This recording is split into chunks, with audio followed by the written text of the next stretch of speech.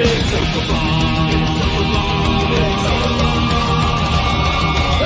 night in with MauLer and the drinker, getting trashed with the web screen thinkers. A cheap night cause I'm feeling kinda thrifty, got a 10-pack of beers and a bottle of whiskey. Hop up the cork, have a glass of wine, that's they'll say I'll be fine. Trouble walking in a straight line, but pour me a Pinot Noir. It's open bar with our hosts, MauLer and the critical drinker.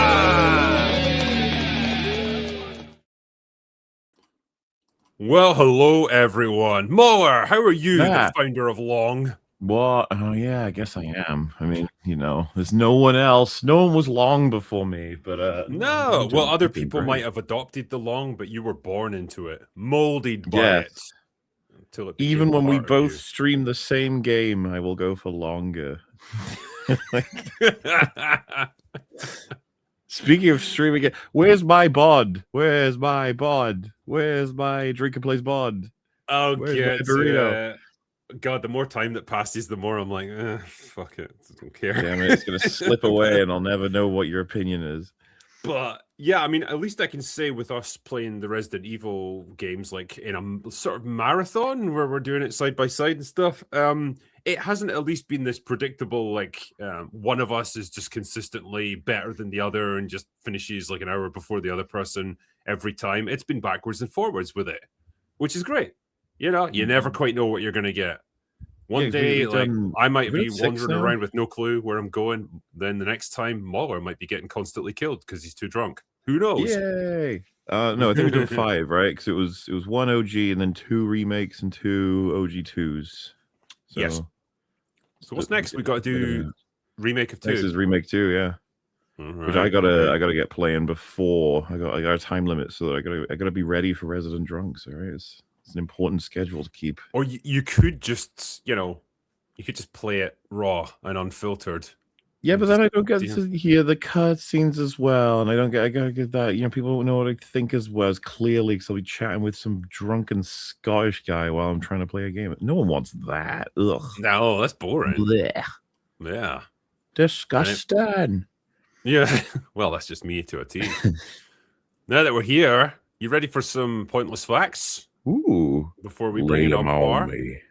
Yeah, well, this is 1988. Okay, so a bunch of stuff happened in this year. A lot of it wasn't good when I did my initial searching for it. So in the space of 1 year, we had the Lockerbie bombing, where Pan Am Flight 103 was destroyed by a terrorist bomb just over the Scottish town of Lockerbie, which landed right in the middle of town and killed 270 people. So it was one of the worst air disasters in history, particularly in the UK.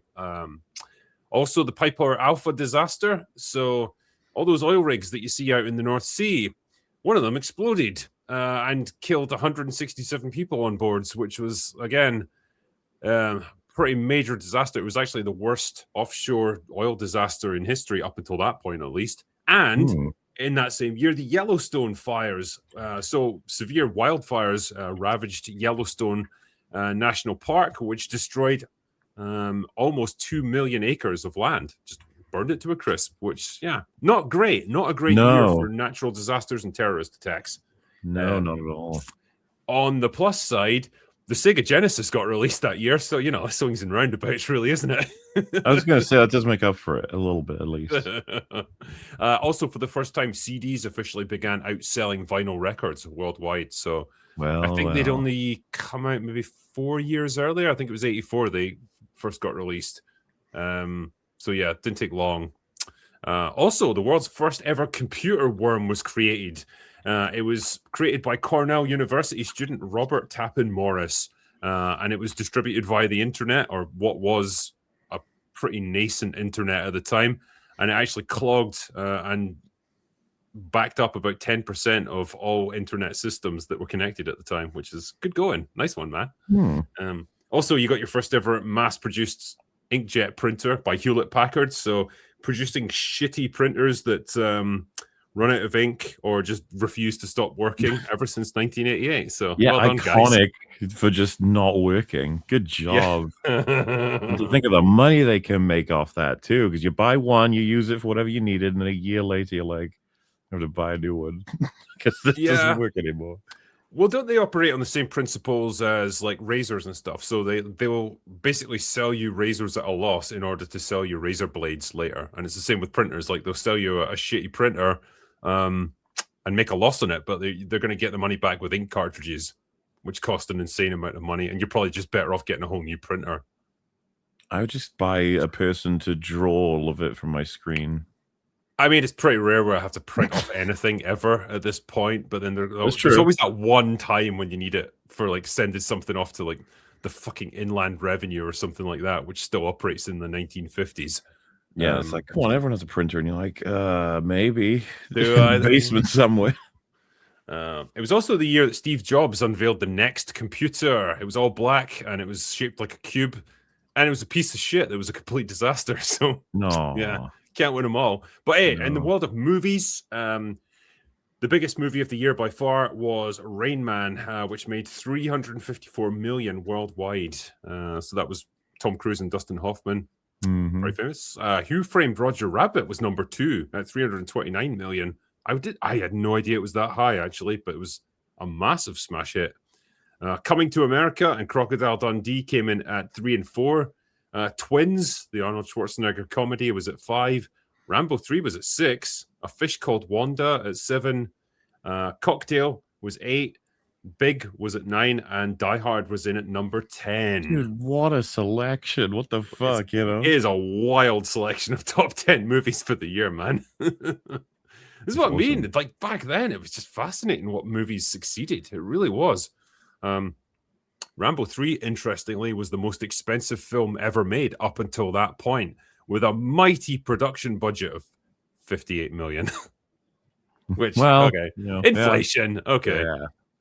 Yeah. It didn't do quite as well as First Blood Part 2 because the whole Afghan war thing was kind of winding down, and it wasn't as popular. It didn't tap into that same, I guess, wellspring as Vietnam did. Yeah. Also, Michael Keaton was announced that he was going to be playing Batman. And this is before the internet really existed. Apparently, it sparked like a massive letter writing campaign, and people were furious. Like, it makes sense. Why are you casting this fucking clown to play Batman? And it's just nice to know that things haven't changed. Like whenever there's information announced like that, everyone goes nuts. It's like, yeah, it makes sense. Yeah, and now we've got a much easier way of doing it. We've got the entire internet at our disposal. So hey, that's all good. Anyway, well, how about we bring in our bar now that we've got our pointless facts out of the way? I think we should do it. They're probably waiting.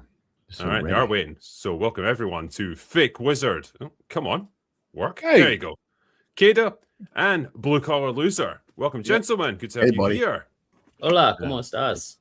Nice. We've also got Chris Gore lurking somewhere. He's got like his phone that he's using to do all this because his internet's out and it's a bit patchy, and he keeps jumping like in and out of the backstage area. So if I see him again, I'll bring him in as soon as we can. He has a hamster wheel internet going on right now, so he says he's just gonna bow out, man. I saw right. Okay. I thought it was aliens. Aliens hijacking his internet. They might well have done, which is a neat segue. Actually, I like your thinking there, Blue. What a great movie to start off with. Look, a special edition Jack Daniels for a special movie. You're going to need a few of them to get through this one. Okay, so I'll just start talking about it, I guess. So I saw today Disclosure Day, and I got to the end of the 2 hours and 12-minute runtime and just had a little thought to myself, what was the point in that movie? Because it accomplishes absolutely nothing. It is a movie all about alien first contact, where the aliens basically don't appear in it at all, apart from one tiny little scene.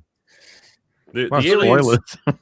So the scene in the trailer where you see like the cool little transition, the little gray man, that's the only time you see the alien? There is one bit right at the end where one gets wheeled in, an old alien. It's like an OAP pensioner alien that they've had for a long time. But then it doesn't do anything, and the movie ends on. And the thing is, right? I could say to people like, "Oh, watch! I'm going to spoil it. Be careful here, or whatever." I don't give a fuck. It's such a pointless movie. Well, there's your warning, folks. I'm going to spoil the shit out of it. And I'm so sad because it's Steven Spielberg, man. Like, I grew up with Steven Spielberg movies. This guy was like a cinematic god. And what has he produced in the past like 5 or 10 years? He's produced West Side Story that no one gave a fuck about, and it inflicted Rachel Zegler on the world. And he's made this piece of pointless dog shit. My mind is blown. Blue, how did you find it? I was told that this is his best film in 20 years. Lies. Wow. Yeah, Mars Wars. Me and my kid went to local theater where they played this film at 1.5 speed. Thanks, theater. Appreciate it. I made him suffer. He's like, Dad, tonight, can we go see The Furious? Son, yes, we can. That's his reward for suffering this film. Yes. Two and a half hours, and it feels like, MauLer has said how many films are 2.5 hours and feel like 12 hours. The part of the problem is like it's kind of an ensemble movie because it follows like a bunch of different plot threads that are eventually going to intersect by the end. But like the result is it's done in the worst way you can do an ensemble, where it's like very unfocused and there's no real sense of like drive pushing things forward. The villain of the piece, like Colin Firth, I don't understand him. I just don't get what they're going for with this because, I mean, like, this is a government agency. Okay, let me set the scene, right? The movie kicks off with this employee of like a government agency that's been aware of the existence of aliens ever since the Roswell incident, right? So these aliens crash landed, they recovered some of their tech. One of the things they recovered is these like space dildos, right? So you hold the dildo and you hold it real tight and you think about the thing that you want from it. And it will allow you to either like focus on a person, for example, and you can see what they're seeing so you can spy on them. Or you can even like manipulate reality around yourself with the power of the space dildo. And there's 3 of these things. So the main character escapes with one of them, and all the files and stuff about what they've been doing all these years. They've been keeping this stuff under wraps. They've been using this to reverse engineer their technology and advance humanity and stuff. They're like this kind of offshoot of the US government. So obviously they want this back, and they're trying to hunt him throughout this movie. And also Emily Blunt's character, whose name I can't fucking remember. She's a weather girl. I'm just going to call her Weather Girl from now on. Both of them, to a degree, have got like these psychic abilities almost that have been given to them. You don't understand why initially, but they do. He can like decode things incredibly easily. She can speak suddenly like different languages and stuff, and she can understand everything around her, and she knows everything about the people around her. Like she just walks up to someone, she knows their history, she knows everything about them. How? Don't fucking question it. But this government agency is hunting both of them because it wants the space dildo back, and it wants to keep all this information under wraps. And they never do anything bad, if that makes sense. Like they never kill anyone. They never get violent or anything. They just kind of like arrest people and then let them go, or they do it in a really clunky way where like people can easily escape from them. They're like the worst henchmen I have ever seen. Like they're so the main character at one point, they're in the midst of a house assault. They have pulled up to this farmhouse in the middle of nowhere to assault it in their big black SUVs. He runs around a fence and then just runs into the middle of all these parked cars and steals one. And it takes them a good like 10 or 15 seconds to even notice him. These fucking highly trained tactical assault guys, they just don't see him. Well, they don't notice him. And it's like that throughout the whole movie. It is baffling. Yeah. So, Drinker, the plot is government agency. They wipe people's minds out. They have alien technology. It's almost like my kid's like, Dad, so is this like a bullshit Men in Black we're watching here? Yes. It's what it's like. Oh, that sounds upsetting. The premise sounds so cool, though, for the movie. It's like, hey, there's aliens, and, they're about to expose the alien plot. You would think it would be a little more interesting than that, I guess. I think because what it tries to do, right, and I think this is what the movie's striking towards, but it thinks it's way more deep and philosophical and meaningful than it actually is, because it tries to come at it from like religious perspectives, from like societal perspectives, from political perspectives, because it's set in like this time when planet Earth's on the verge of like World War III, right? Because of all the conflicts in like Ukraine and all that. all kinds of like social unrest. And one of the sort of, what would you even call her? She's like a supporting character for like, you know, dickhead protagonist guy.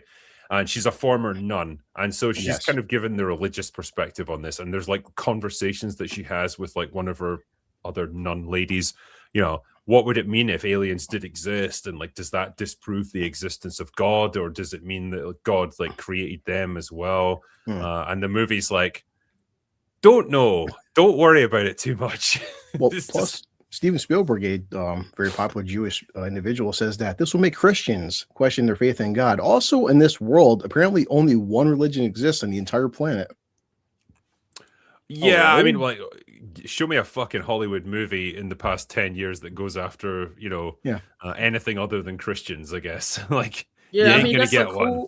That's a cool topic to hit on. You know, that could make like for some very interesting storytelling if you get like a whole religion of people like questioning their faith. Like you get a bunch of Muslims like, oh, I don't really know how you deal with this, the Buddhists and all that.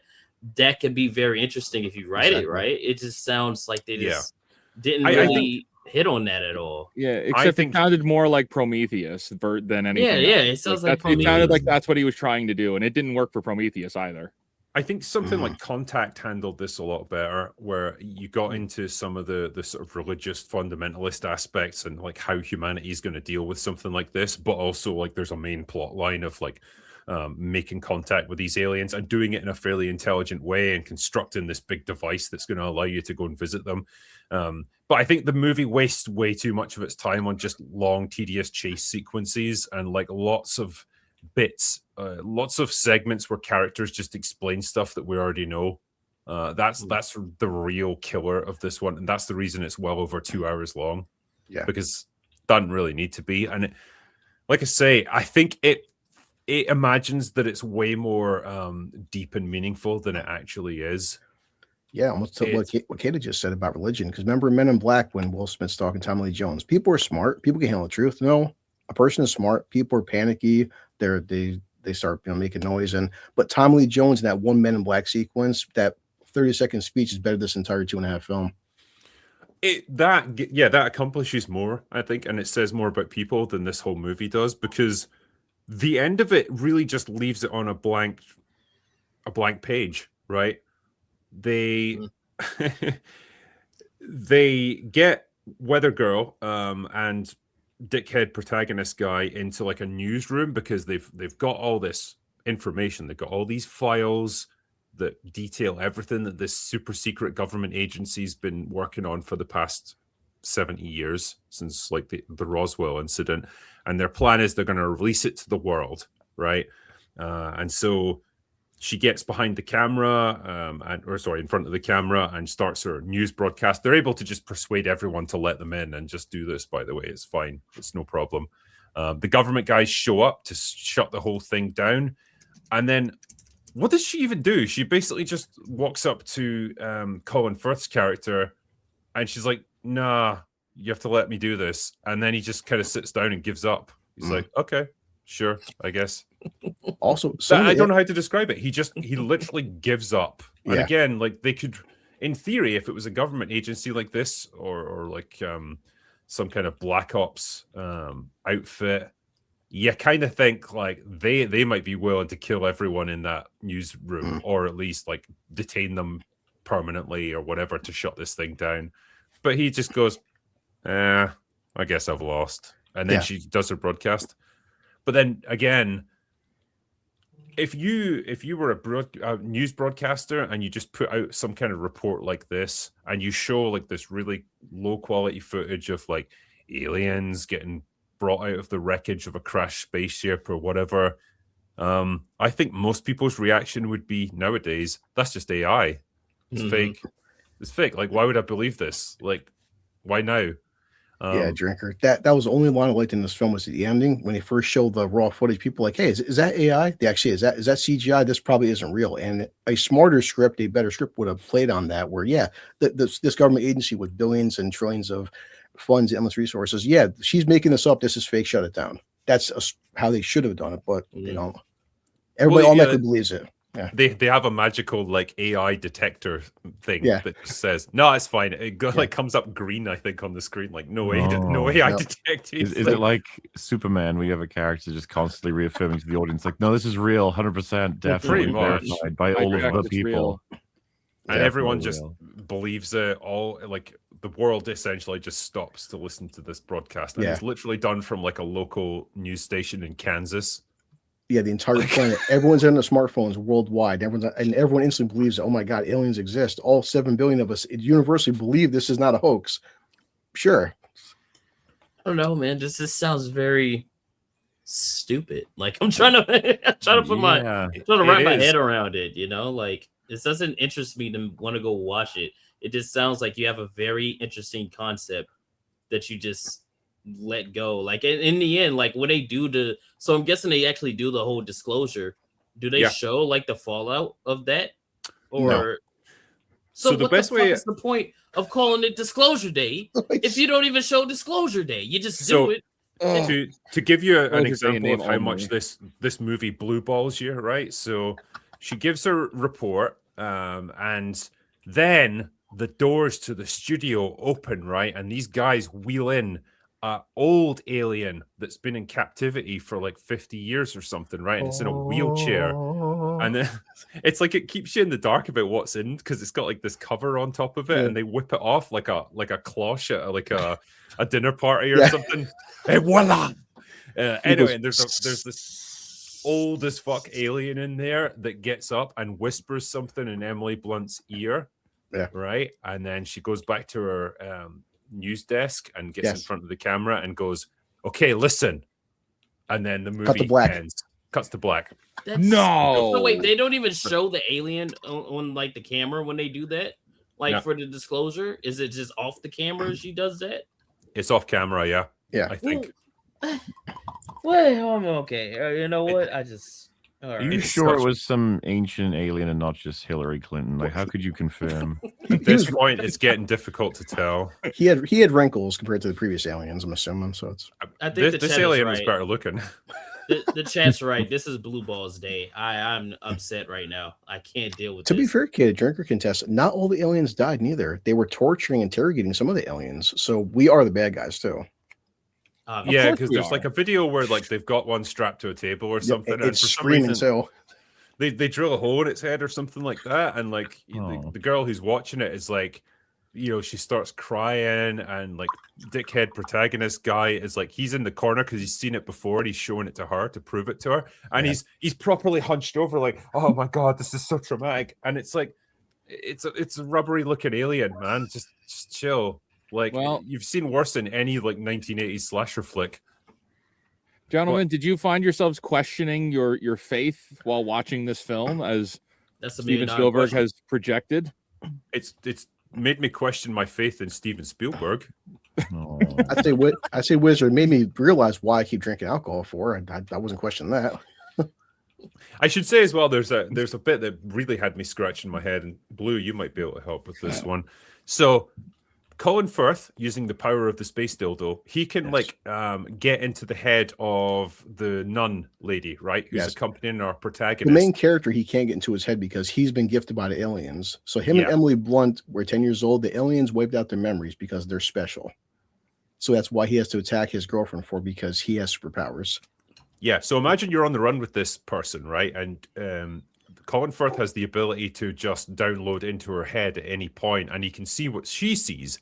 And so he can use that in order to figure out where they are, obviously, like just by looking around and stuff and seeing things through her eyes. And he can actually take control of her to a degree and make her do things. He's like at one point, he gets her to take a knife and try to kill this guy. So knowing that, and she knows it, she says to him at one point, "You can't trust me." And so he like ties her hand to the bed when they're staying in a motel for the night to rest up, so she can't hurt him. And it's like, you just shouldn't have her with you at all, buddy. Like, she can still see things, and she can still act, and she can still say things, and so on. And it's like, that allows her to, give away their location, because she looks at one of the pieces of paperwork that's on their table, right? And it's like a receipt for the hotel or the motel. And then Colin Firth can see that through her eyes, and it's like, right, now he knows where they are, and they're able to come in and arrest them. Did they figure out that she can do that? He's doing that through her. Yes, she knows that, and she warns the main character, like, you shouldn't trust me. That's why you need to tie my hands in case I try to murder you or something, because this guy can take control of me. Why would you even keep her around? And they bring her along regardless. He does, yeah, because he's an idiot.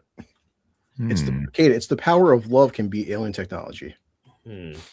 That sounds very stupid. I'm trying to like everything y'all are saying is like, if you're able to ask a simple question and everything falls apart, then you're not really doing a good job at writing your film. Because I mean, this is the thing, because I don't want to shit on Steven Spielberg from the like writing and scripting and stuff point of view, because ultimately it's written by someone else. He's just the director, right? And so the Dial of Destiny. Yeah, I mean, from a directing point of view, it looks fine, I guess. Like, there's nothing really to call out about it. It's not good or bad. It's just like the chase sequences in trail with the car going through the house and the train seat. Like, yeah, he can still direct chase sequences very well. He can competent direct some good scenes individually. Yeah, but he should. I think his instincts as a filmmaker, he should have looked at the script and thought, "Nah, I don't want to do this. Nothing's good's going to come out of this one." Yeah, because you remember Close Encounters, E.T., there was a sense of wonder versus this is a cheap X-Files elongated episode. Kind of what it is, yeah. This is the Steven Spielberg equivalent of The Running Man. No. Oh. That's where I'm at with them now. It's like Edgar Wright, Steven Spielberg, they've fallen to that same degree, I'm afraid. And I don't know, when you're in your 80s, maybe it's time to just pack it in, man, and retire. I have seen a few people saying it's time for grandpa to go to home. It's like, oh, no. I think so. I mean, even the concept from like a military aspect, imagine having a device where you, from a political even viewpoint, you could hijack into anybody's brain around the world and control their body. Imagine from military what you could do with that technology. And like Kaida said, imagine the deep philosophical discussions of having alien technology, aliens. Where's that our place in the universe? They talk for 15, 20 seconds, move on to the next plot point or the next action sequence.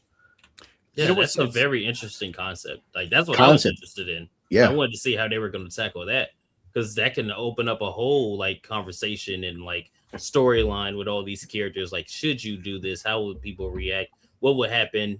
Show what actually does happen when you do that. Will it be the latter half where people kind of like accept it and be like, oh, okay, so we have these other things out there? Or will it be the other one where like, oh shit, I've been following this religion my whole life and it means nothing and nothing means anything? Like, that's a very interesting thing that you can do there. And that's what I was looking forward to. But it sounds like they're not doing any of that. So I don't want to watch it. And I think to some extent as well, it's, we talk about the zeitgeist sometimes, like movies that really tap into it and stuff. Like, probably Obsession was a good example of that, like a horror movie that reflects, some of the angst around relationships and dating and the impersonal nature of it nowadays, and not really like understanding people so much as the idea of them. That's a great example of a zeitgeist movie that actually taps into it and is massively successful. This feels like the exact opposite. It's like, this just seems like the wrong time to be making a movie about like alien first contact. I just feel like that's not what the public, what the audiences, are interested in. It just doesn't feel like there's anything around this. There's no hype whatsoever. Like MauLer, you were just saying before we went live, like you didn't even know it was fucking out yet. No, that's how bad it is.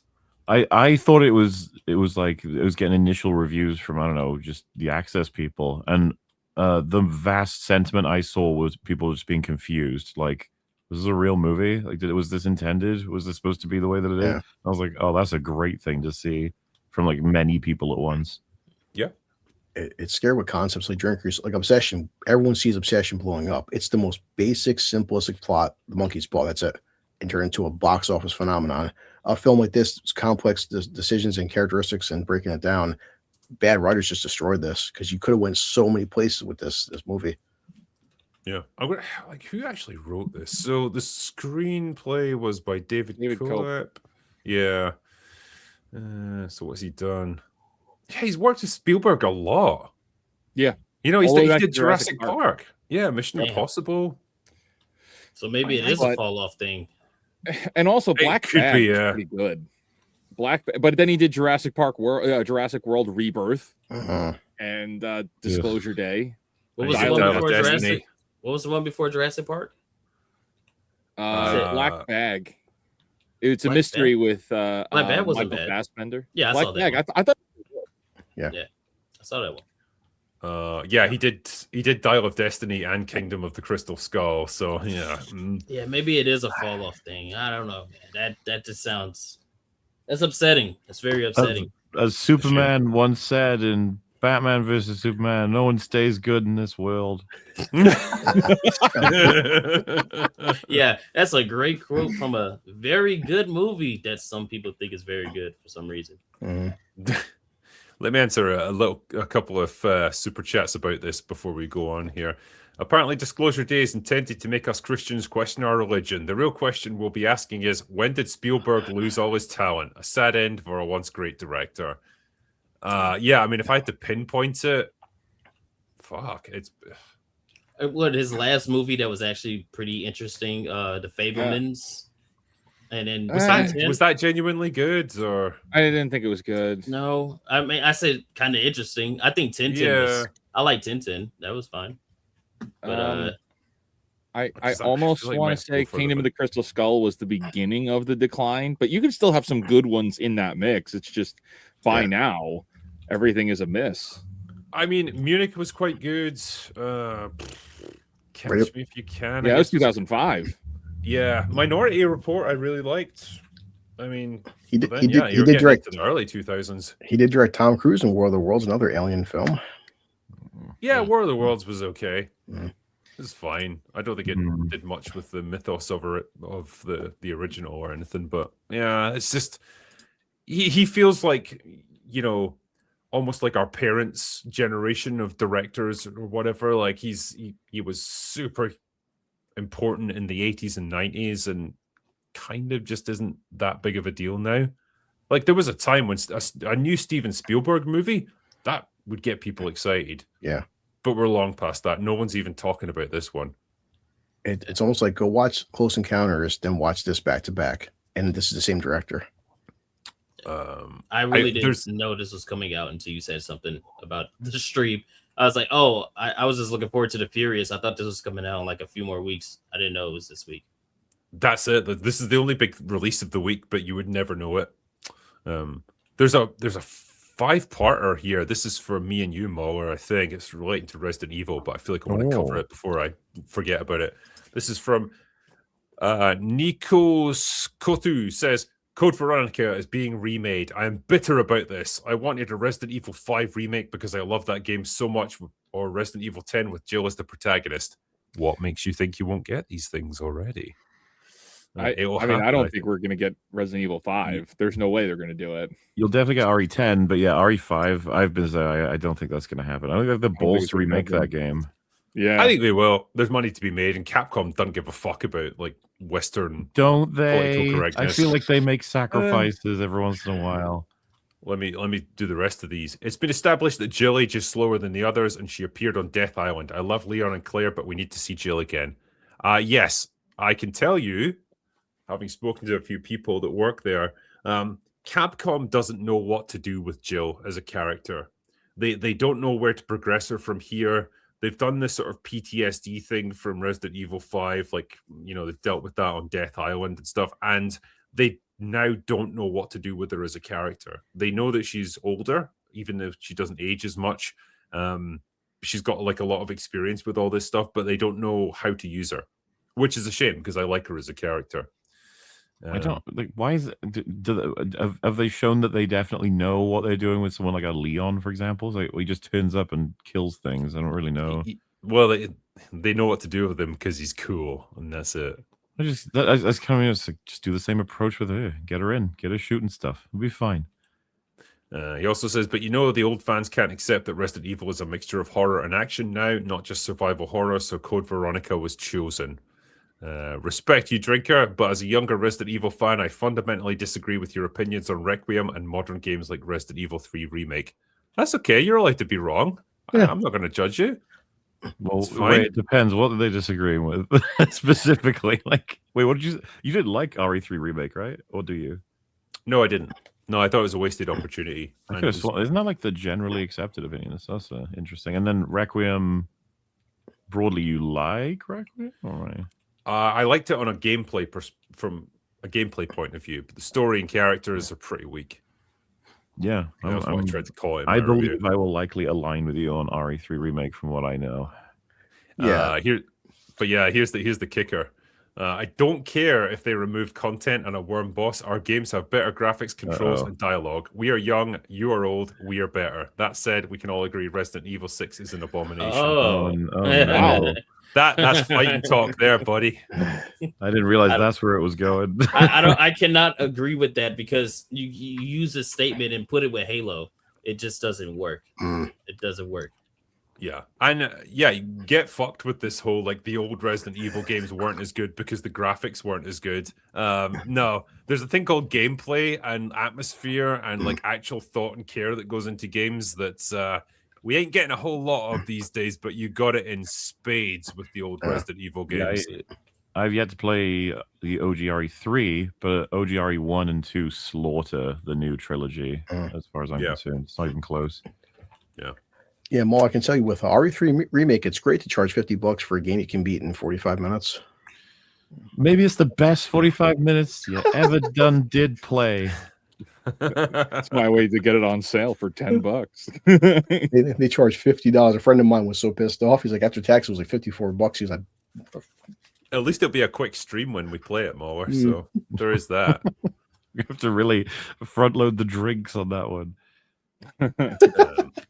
Yeah, just saw this. They didn't even cover disclosure and how it would change people's perception of government and religion. Close Encounters and Signs did this concept better. The old alien they wheeled out at the end was gay. It was gay. There's no other way to describe it. Fucking gay alien. They're like, what? How ancient is he? Where is he from? Where did he land? They go, no, he's just gay. This one's gay. I shit you not as well. It comes out of nowhere. Like this, just he's in the wheelchair because he's gay. Yeah, he got it's a well-established fact. Gay people can't walk. Do you not understand that? Sometimes DEI works. But it's so stupid, right? Maybe I missed something because I was going at 1.5 speed, but when was this alien ever referenced as being a thing that was still around? It's like all this other shit's going on, and then all of a sudden it's like, oh yeah, there's an alien here, like right in the studio right now. Okay. Wait. Sure. Y'all missed something. Who wheeled them in? It wasn't the government, was it? No, it was like the resistance people, wasn't it? Oh, okay. Yes. Okay. Because that was about to be like, whoa, wait, what? So y'all were just gonna let them do this and then help them? Okay. I don't know where. Oh yeah, so we know it escaped at some point in like the 70s, I think. No. Yeah. Was it 70s? No, they said no. One person let him go. Remember, actually, Coleman Domingo's character, him and Colin Firth were having back and forth. Yes. So he let him go at some point before this. So he was an old alien. They kept him prisoner. They kept like drilling into his head and stuff, and then this guy helped him escape. And then he's just been chilling in his wheelchair until he could get brought in for his like grand appearance at the end. And it's like, I don't even know what you're supposed to take from that appearance. I don't know what it means story-wise. He's just there. It's like, look, it's an alien. It's weird, man. Did they give him a name? Was it Frank? I hope it was Paul. Call him Frank. Yeah, sounds all right. But not spelled with a PH like that cube. Oh, God. Oh, fuck. Don't get me started on Please. God of War laundry. The cube. It's Huey. It'll be the worst performing God of War. Yes. God. Easily. Did you see the latest development? You saw what they did to her feet, bro. Oh, my God. Her feet? Who is She has- What can you do to someone's feet? She has caveman feet, dude. Like, it's disgusting. I can't. Hold on. Like 4 toes or something. I for the posted it record, on Kate is a Twitter. foot guy, and I feel like we need to clarify that before we get into this. Yeah, bro, it's insulting. You have to go out of your way to make feet look ugly like this. Like, it's gross. That's impressive. I'm like, I mean, they went out of their way to make the actress look ugly because she is pretty hot. Is it Deborah Ann Wall? Yeah, Deborah Ann Wall. Great. Yeah. She looks great. Karen Page. They made her like 20 years older and just rough as fuck. And it doesn't work when the previous games made her look like the way that she looks. So it's like, oh, you can actually make her look pretty.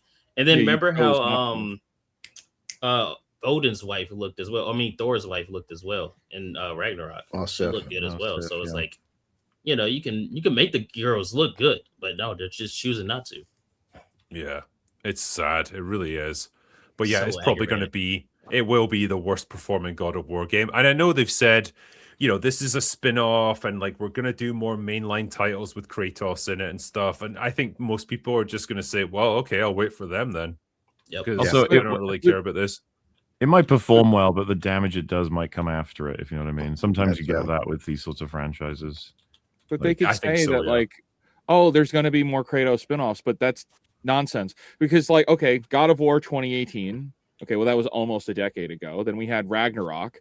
Yeah. And it has been nearly 7 years since Ragnarok. And assuming the Laufey game comes out in 2027, that will be a full 7 years since Ragnarok. Okay, so, like, okay. Ragnarok was 2022. Yeah, I was about to say it's 2022. I thought it was 2020. Oh, still. Okay, so that's still another 4 years. So we're still just...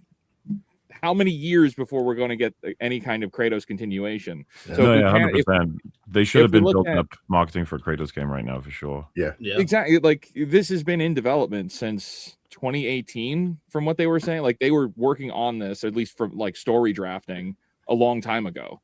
So, and oh well, we're gonna get the God of War remix. It's like, okay, oh, dude. So by the time we get a proper Kratos next installment, we're looking at 2040s.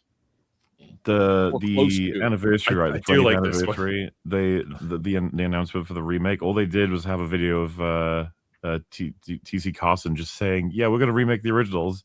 It's like you're gonna show us an image, any video, any concept. Just like, no, we're just telling you it's happening. It's like, oh god, it's got to be so far like back in development. That's nothing but. And I'll be honest with you guys, I don't want him to remake those.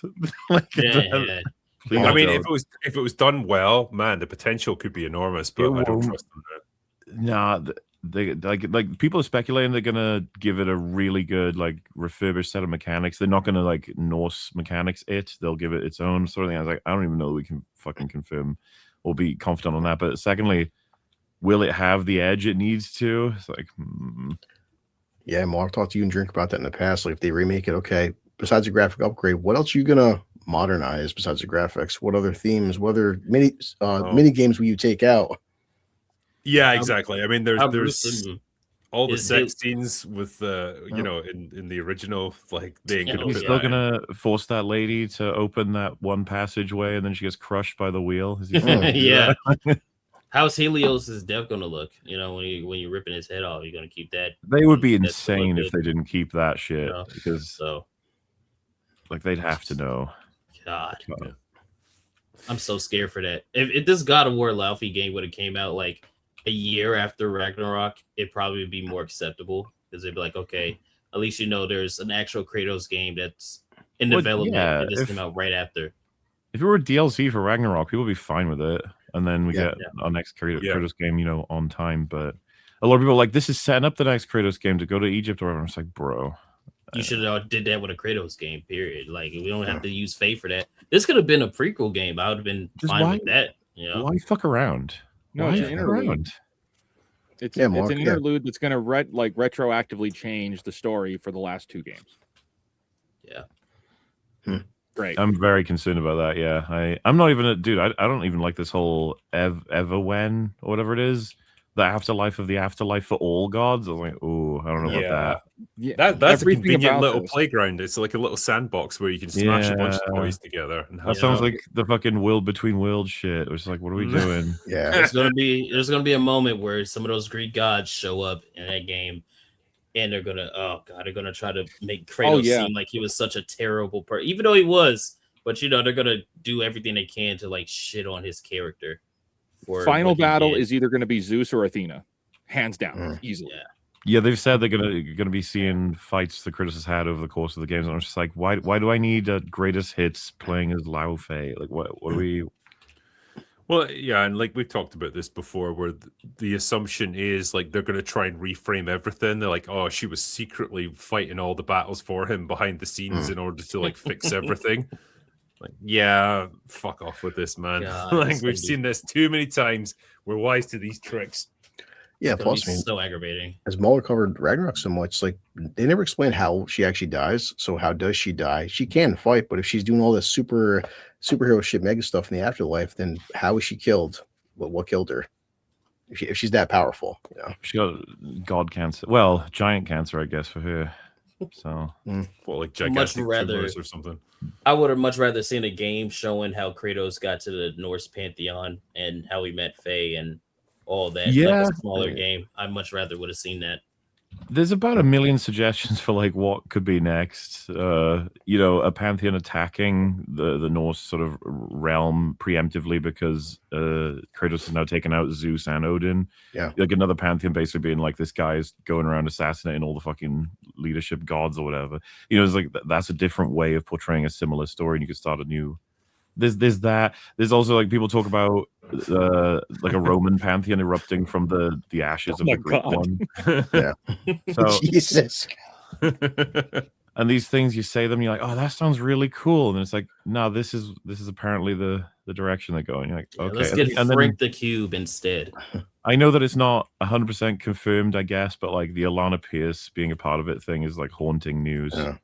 Yeah.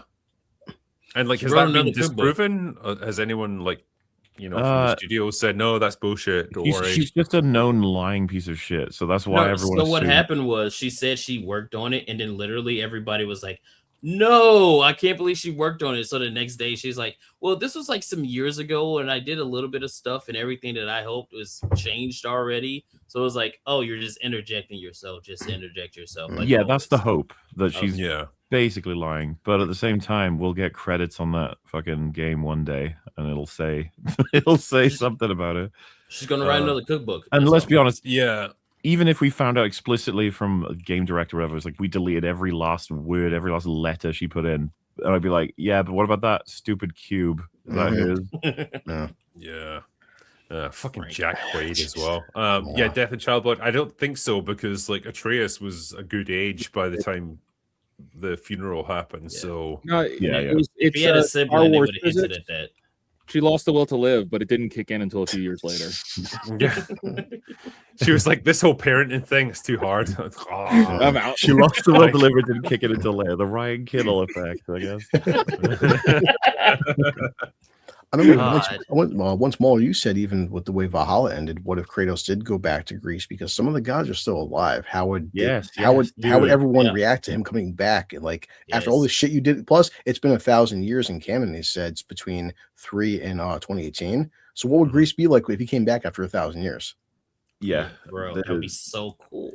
God. The amount of options, taking him to just any other pantheon anyway. You don't even need a huge reason, but like just knowing all that, and you're just like, oh yeah, I can't wait. What are they doing? And then it's just like God of War Laufey. And you're like, that's not what. Have you seen people being like, God of War? There's plenty of gods of war in the game because there's other pantheons. And you're like, dude, everyone knows what God of War refers to now. And they're like, oh yeah, well, he hasn't been the God of War officially since like God of War 2. I was like, please stop talking. It's the Iron Man and Captain America thing where they're like, well, Iron Man could be anybody in this suit. Spider-Man could be anybody. It's like, shut up. You know, it reminds me of who it is. The Mandalorian actually refers to Bo-Katan because she's the Mandalorian. Yeah. Okay. It's like, I did like the idea of gaslighting. I want to see Buddha. Kratos versus Buddha. Buddha's just like chilling, like, hey, bro, why are you attacking me? Like, just, You should have Buddha built like E Honda, like all 400 pounds with a six-pack. Like, well, this is the thing, because like there's certain pantheons and I guess religions and stuff that you are fucking verboten. Like you cannot like have him beating up their gods in any capacity. So yeah, I think anything to the east of, say, you know, Central Europe, you ain't gonna get it. You're not gonna be allowed. So some of those guys, I don't know how that would work. Like him versus Wukong, I'm sorry, he's just not winning. I don't know how he's gonna beat Wukong, so South America would be Kratos really has the plot interesting. side, right? He's died like twice. That I guy mean, was yeah, the like vibe in out terms of of power hell. levels with Kratos, it's hard to even gauge because like it varies from He's a game to meme, game. you know. Yeah. I love Kratos, but like whenever someone's like Kratos versus XYZ, I'm like, well, it probably would be Kratos. Just finds a way every single time. He always kills everything. Yeah. The John Wick. That'd be cool, In- man. So many in- different options. For sure. In slightly better news this week, seems like Doctor Who has been actually cancelled and it is dead now. Oh, They were no. supposed to- I know. Oh no. Anyway, let's move on. They were supposed to have a Christmas special this year because it's an annual event, like the Doctor Who Christmas special over here in the UK. That is a big deal, and it used to signal something important in terms of like the Doctor Who lore, the progression, perhaps bringing in a new Doctor. This year they've decided, nah, we're not doing it. After previously saying, yeah, it's totally going ahead, and Doctor Who has never been better. Now it's killed. The Christmas special has been cancelled. There is no further plans for any other series beyond this. And even Russell T Davies, the man in charge, the man who's guided Doctor Who for the past several years to success, is that the word? No, it's not the word. Well, he's bailed as well. He's out. And so you kind of have to wonder, what is even the future of this show at this point? Because it is about as dead as a show could be. yeah, It's is there gone. one? I mean, he really, like, you know, he's a linchpin in its resurrection, but now he's the major force of what absolutely just buries it in a fucking coffin. Yeah. I mean, that man has killed it. I mean, Yeah. he didn't do it single-handedly because Chris Chibnall dealt like mortal wounds to this thing with like the shitty Jodie Whittaker tenure as Doctor Who. Mhm. This guy, you know, he came back. Everyone was excited. This was the guy who brought Doctor Who back from the dead 20 years ago. Clearly, he is not the same man that he was back in the mid-2000s because this took it to new depths of shittiness that we could never have anticipated. Ncuti Gatwa, arguably the worst Doctor ever, to the point where even he doesn't want to play it, and he doesn't even want to talk about the role. I don't know, man. It just felt like this was the final stake through the heart. Like his tenure over the past couple of seasons, it is done. It's just nice to see some consequences. You know, a lot of the time these companies they'll just do horrible jobs with IPs. We have to watch them yearly, just rape them over and over again. But Doctor Who, finally, enough rapes have happened where it goes, yeah, okay, we're done, actually. We don't even know what the fuck we're doing. We don't know how to make money with this. It's particularly bad with the BBC because the BBC is funded with our forcibly removed tax payments, and we have to fund their garbage shows, even if we don't want to. And so they're not really beholden to any kind of commercial concerns. They can just churn out garbage year after year, and we have to fund it. But I think even they've reached their limits. And, you know, for a while, they were under a distribution deal with Disney, who would part fund it. Even Disney, if a show is too fucking woke for Disney to support, it has got to be bad. And even they said, no, fuck off with this nonsense. This is garbage. We're done. It just wasn't worth the investment, right? They had the 2 seasons and they didn't do shit. Like, nobody cared. No I one can watched say it. as a fair weather fan, you know, like I wasn't a huge Doctor Who fan. I kind of watched some of David Tennant's, and that's when I kind of got into it. And I remember like mid 2010s when they were like, "Oh, Doctor Who's getting a new Doctor, and it's a girl." I'm like, really though? Does that really make sense? And then you watch it, and it's worse than that because not only is she a girl, just the storytelling for the episodes were god awful. Like that one with the Trump stand-in was so terrible. Like I had to check out. It was so bad. Like even I as somebody who was like, yeah, I don't really care too much for Doctor Who. I saw it from the outside. It felt like Star Wars, except like 10 times worse because it just kept getting worse and worse. And Didn't they have like record I- viewership for her first episode? Because that was like the fans was just, you know, it was on top of the fucking world, that show. And they've just during Tennant's era and Matt Smith's, like it was riding high. Like that was like I think it finally cracked America to the point where it was like mainstream viewing over there almost for a Peter few years. Capaldi said one of the reasons why he stopped was because he couldn't keep up with like the promotional tour of it all. Like you have to keep going around all the world. You have to do so much work, and obviously you are the Doctor. It's a really important role, so it takes a lot out of you. But like they've killed all of it. It's all dead. Well, yeah, and like I think with Russell T Davies, when he came back, he was effectively the Eric Kripke of the Doctor Who universe, where it was like any pretense of telling a good story just went completely out of the window. For him, it was entirely about scoring political brownie points. It was about settling scores and just like completely projecting his own biases and all his bullshit onto the screen. And he was pretty honest about that. Yeah. Yeah, he was honest about it. He was like, yeah, it's really just about sending a message to people and getting that across. And that's all Doctor Who became. You know, there was not even a pretense of it being anything else. And what a shame. Like, I know guys like, you know, Kaida and stuff, like, you guys were just casual viewers, and I very much was as well. But like as a Brit, it was part of like our culture growing up. It was like Doctor Who. It was like this British institution. You know, and it was something like people would gather around the TV to watch at Christmas time or whatever, because it's like, oh, what crazy thing's going to happen this time? And to see it just reduced to this despicable piece of shit at the end. Yeah, especially after that, it's such a remarkable resurrection. Like the 2005 reboot brought in a huge new generation to the point where a lot of them might not have known much of anything about any of the episodes that came before. They ended going back.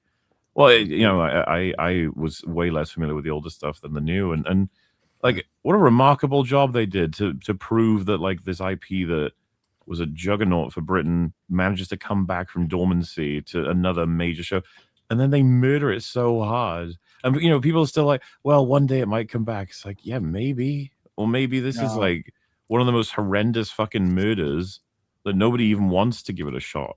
Well, how do you come back? Isn't all the lore pretty much butchered? Like, for you have to start retconning the shit out of it.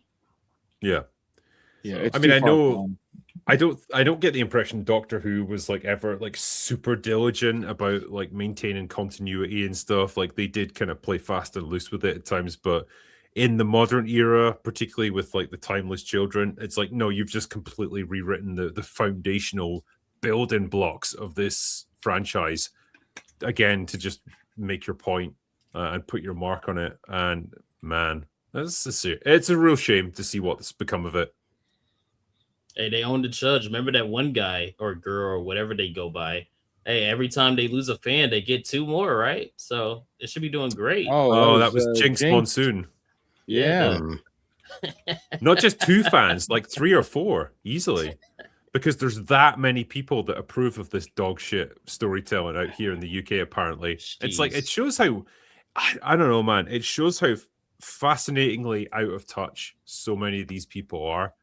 When you're like a sort of liberal metropolitan elite that lives in London or somewhere like that, this stuff all just seems like the world to you. It seems like perfectly natural that you include all this checkbox bullshit in your storytelling, because that's what everyone wants. Of course, that's what all your friends talk about and slap you on the back and tell you well done, you know, because you included this thing in or that thing.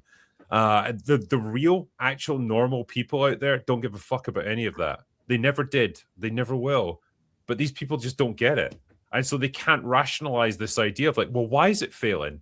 I just don't get it. I cannot possibly understand why this show that all my friends told me was amazing is suddenly getting like a third of the views that it once did a few years ago.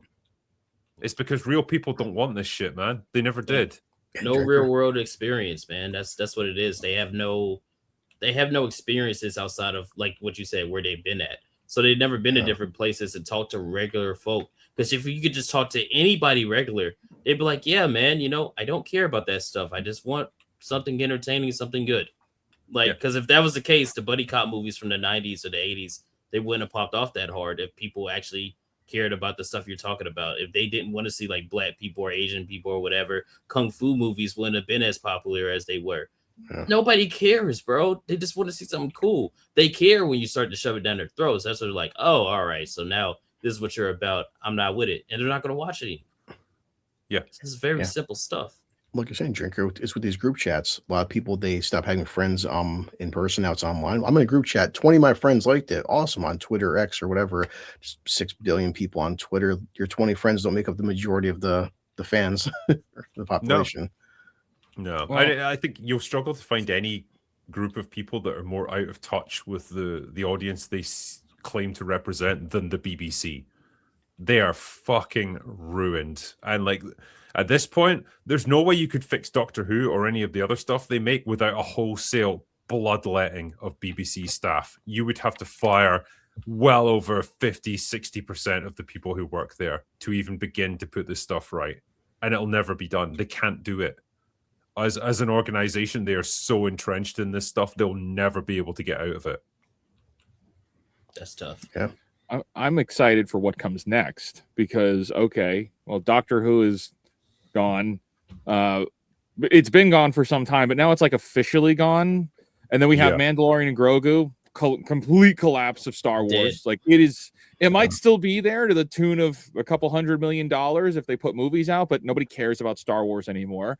I think Doomsday is going to be the determining factor for like with the superhero genre as a whole, because what James Gunn is doing is not going to survive. That's not enough. The legacy aspects of, I'll say, pop culture are all going away, and that means they have to be replaced by something. So I know a lot of people, we could look at like Obsession and it's like, oh, well, it's such a simple story. It's like, yeah, it's such a simple story. Look what they did with it. They made it interesting. Exactly. They took something that was like very common, the monkey's paw idea. Like Curry Barker said he was literally like he saw the Simpsons episode with the monkey paw and it solved the problem for a story he was already trying to write. And it's like, oh, okay, well, maybe that's what we need. We need like new voices creating new things. That's exciting. To what aspect that takes, I don't know, but Obsession was awesome. And if we get more things like it and people start making new things, I'm all for that, man. Rest in piss, Doctor Who. Wizard 20, two different analogies of Monkey's Paw. Look at Monkey's Paw in Obsession, then look at the Monkey's Paw in Wonder Woman 2. Yeah. So yeah. Not too far apart, are they? But guess which one got like all the praise from the mainstream critics? Yeah. And one only cost $700,000 or $500,000 to make. I made that comparison. I think it was. Yeah. But at least Obsession understood what it was trying to say when it was saying all of that, whereas Wonder Woman had no idea because, well, Wonder Woman she needs her agency. It's like, well, he certainly didn't have any. She didn't ask for consent at all. he got nothing. They put that to Patty Jenkins, didn't they? And she was like almost taken aback by it. Like, oh, I never saw it like that before. Like, it came across like, that she fucked up. She was like, oh, whoops. It's like Eric Kripke, where it's like when it happens to a guy, it's either funny or it's not existent. It's like, it's whatever. Remember, he's credited as handsome man or something. That's his character. Yeah, because he got asked about the whole thing with Huey like getting sexually assaulted and then it being turned into a joke, and he's like, "Oh, that's funny. A dark interpretation. We never saw it that way. We just thought it was funny." It's like, nah, fuck you, bro. I hate what that guy is. No real world experience, bro. Because you could have shown that to any regular person. Hey, we're gonna have this girl take this random guy and take the soul of her dead boyfriend and put it in him without his knowledge, and then she's gonna have sex with him, and he just has to sit there, and he's just like a ghostly soul in his own body. Like, is this like a horror movie? And like, no, it's Wonder Woman. It's like, oh no, dude. I know it's a total cliche to say like, oh well, what if this was done to a woman, right? But it's a perfectly accurate benchmark for whether your script or your story is morally fucking reprehensible. Like, okay, you think this is funny or like it's totally like romantic or whatever if you do this with a guy. Let's flip the genders for a second and just see how you feel about it now. If you feel disgusted or uncomfortable, you probably shouldn't do it because it's not a good story. Well, remember, what happens in Obsession is kind of what She-Hulk does to Daredevil at the end of her show. So, just saying. All guys do the walk of shame, MauLer. Manipulating the elements of the universe in order to force him to be her boyfriend. It's interesting. Yeah, it's great, isn't it? I love Hollywood writing today. It's so consistent. They really stand by their principles. That's what I like. To be fair, Kaida, Wonder Woman 2 is a horror movie in its own right. It is. It's pretty bad. Yeah, it basically killed Patty Jenkins' career, didn't it? It did. Like, what the hell has she done in the past 5 years? Nothing. Don't know, don't care. That was it. Wasn't she going to be doing Rogue Squadron? Like that died a death, didn't it? Oh boy. Yeah. She was going to be doing Cleopatra with Gal Gal Gadot. Gadot. Gal Gadot. Yeah. No, I don't care what you tell me. I've been told by my gran that Cleopatra was black, so Yeah, that not doesn't dark enough that for doesn't me. work anymore. Jeez, that would be so funny. She's so bad. She can't act. Like, there's a trailer for I guess it's this Netflix movie with Oscar Isaac in it, and it just popped up randomly when I was scrolling. And I was like, wow, this actually looks very interesting. They got like a black and white aesthetic and like a color, and it's like one of those noir films. Like, it's very artsy. I'm like, oh, this is cool. And then Gal Gadot shows up, and then it just goes pew because her acting is the same in everything. She's just like, hey boys, what are we doing? Fuck, man, what? How does she keep getting work? Like, I get it, she looked good, but can we stop hiring her for stuff? It's like it's like hiring Aquafina for stuff. Nobody wants to see these people. Oh, I'm so tired. she's awful. I'm so tired. Yeah, I at least hate Gal her. Gadot is hot, but yeah, Aquafina, like she's not attractive, and her voice is like fucking putting a cheese grater in your ears. God, it's so terrible. Most women smoke 3.5 packs a day of cigarettes. Yes. Hey, don't talk about Marvel's Katie like that. Yeah, Marvel's she's Katie. iconic. Marvelous Katie. I God. think we kind of Jeez. agreed as well. Like, I think last year was the year when everyone just realized the same thing, that Gal Gadot can't act, and it's like, oh shit, we've been blind this whole I time. had to fight for that for several years. I got in trouble with loads of people. It was ridiculous. You can go back to like the early EFAT. We covered. I think it was Wonder Woman actually. We're like, wow, she's a shit actress. Loads of people were like, actually, it's an accent thing, and it's kind of gross that you guys don't understand that. I always gave Wonder Woman a pass because it was like, she's like supposed to be a fish out of water, I guess. So her acting kind of ditzy and dumb, Yeah, kind of made sense. But then you like watch her and everything else is like, no, that's just Gal Gadot. Like, that's it. oh no. That's She's just her. Israeli. It's her accent. Oh, it's all right. You know, the movie, I think I noticed it was, you know, that one that she was in with Ryan Reynolds In and The The Rock. Rock? Was it Red Notice? Red Yeah. Notice. I Red never Notice. noticed. Yeah, and she had to play this like femme fatale type character, like very seductive, but also like an antagonist and very like confident and dangerous and stuff.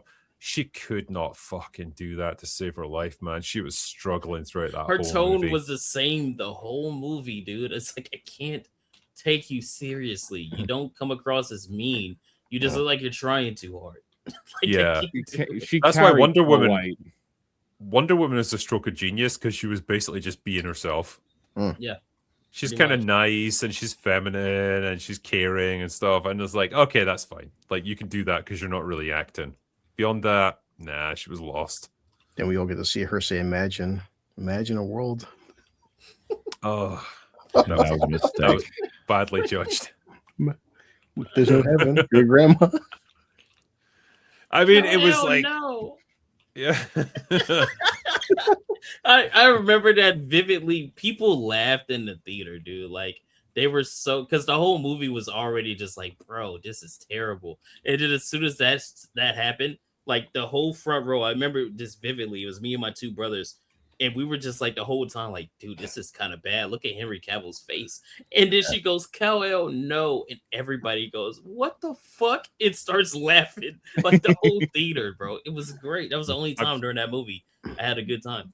I've seen the compilations. Like, the other one is from Wonder Woman 2, where she like lands on the hood of this Humvee, Yeah. where like Max Lord is, and she's like, Max Lord, you're putting everyone in danger. I need you to give me the stone. And like, That's a real take, and it's so bad because Pedro Pascal, even he's like hamming it up the whole movie. And yeah, she gets there, she gives this wooden, like, I need you to give me the stone. And I'm like, I respect what he did in that movie, actually, because I don't particularly like Pedro Pascal, but I think he recognized, like, okay, if someone's this wooden, the only option I've got is to just ham it up to 120%. They put effort in. It's kind of funny because he it's such a hammed it the whole way. shitty movie. Well, Pedro said he was trying to do a Trump impression because according to Pedro, Trump was big in the 80s. Yeah, he's like, I'm parroting Trump in the 80s because no one's been parroting Trump for Hollywood for the past 10 years. Hey, I'm just Yeah. saying, What about that? he was the most sympathetic character in the movie. So I don't know what the writers mean by this. I don't know. it wasn't that bad. It's like the boys all over again, isn't it? It's like Homelander's the most interesting character. It's like, uh-oh. Until the end. Yeah. Until the end. Indeed. Yeah, we were talking previously a little bit. We touched on He-Man as his box office. Well, I got it. I don't care. Look at that. It's awesome. See? Oh, nice. I was only idiot that bought this, but I don't care. I love these hologram things. Yes. Yeah, man, there's box office failures, and then there's this. So it's now sitting at just under 60 million worldwide. I think it's safe to say this movie is not going to be a success. And I don't know, man. It's weird because the word of mouth seemed to be okay with it. People seem to generally enjoy it. I certainly did. Like, we covered it last week on Open Bar, and we were like, oh shit, man. Like, did not expect this, but it was surprisingly fun. No masterpiece, wasn't amazing or anything, but we had fun with it and we had a chuckle with it. And it seems like it would play well. Oh, we're talking about my movie now. Yeah. Yeah. Yeah. So the sword again. Kata's is bigger than mine. I know. I get it. Come on. I mean, Kaida, you never got a chance to talk about it last week, obviously. Like, I mean, how did you find it as a Masters of the Universe fan? I was pleasantly surprised, like, the whole time. Me and Wizard went to watch it.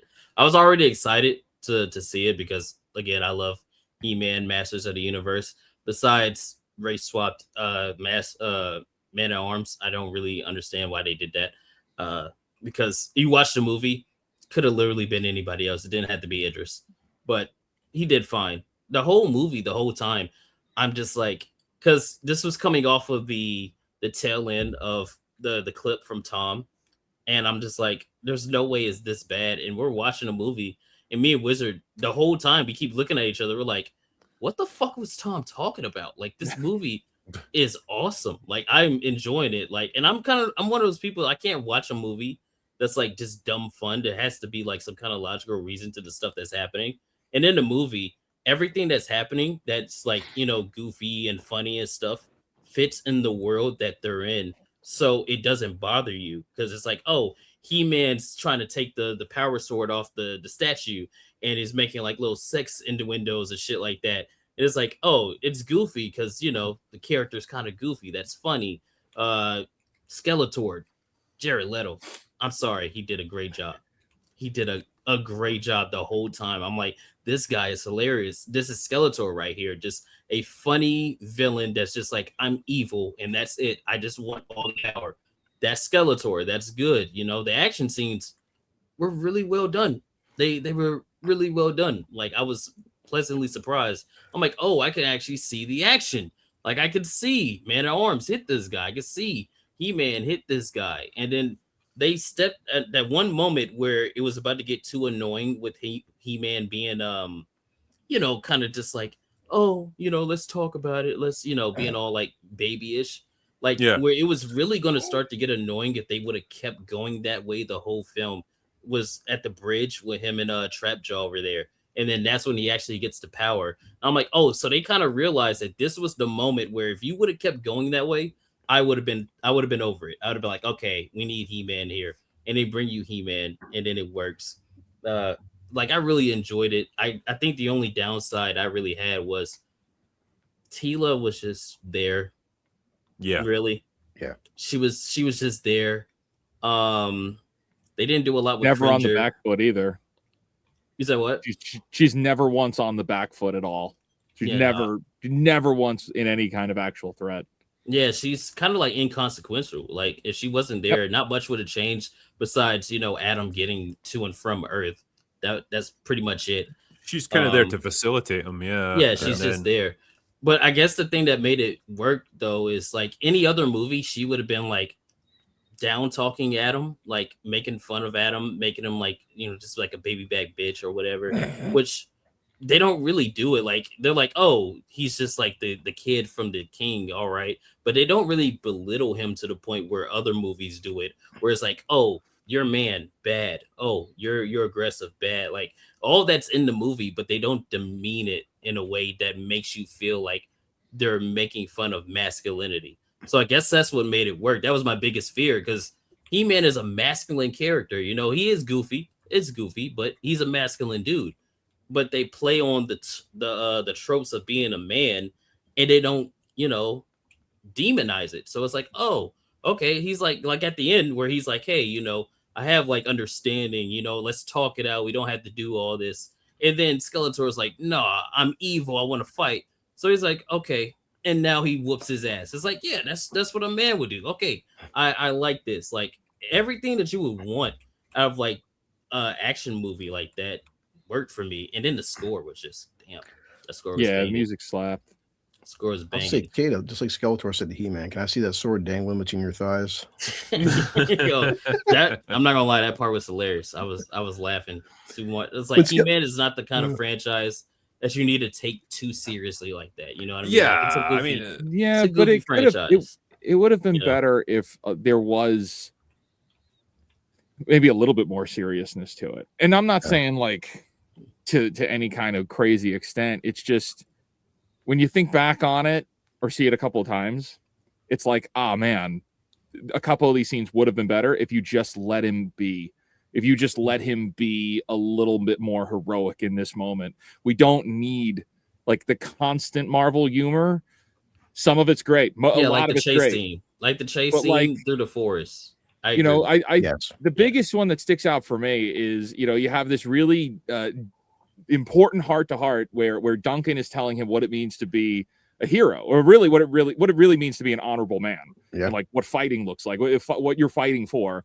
And then the next scene is him walking over to Tila, and she puts him in the friend zone. In a way, but it's also positioned in a way where you're not laughing with them, you are laughing at Adam. And and if you go back and look, you're going to see they're not framing this as if you're laughing with them, you're laughing at Adam. And I think we need a little bit of less of that for him to just be a little bit more heroic. And they kind of took that away.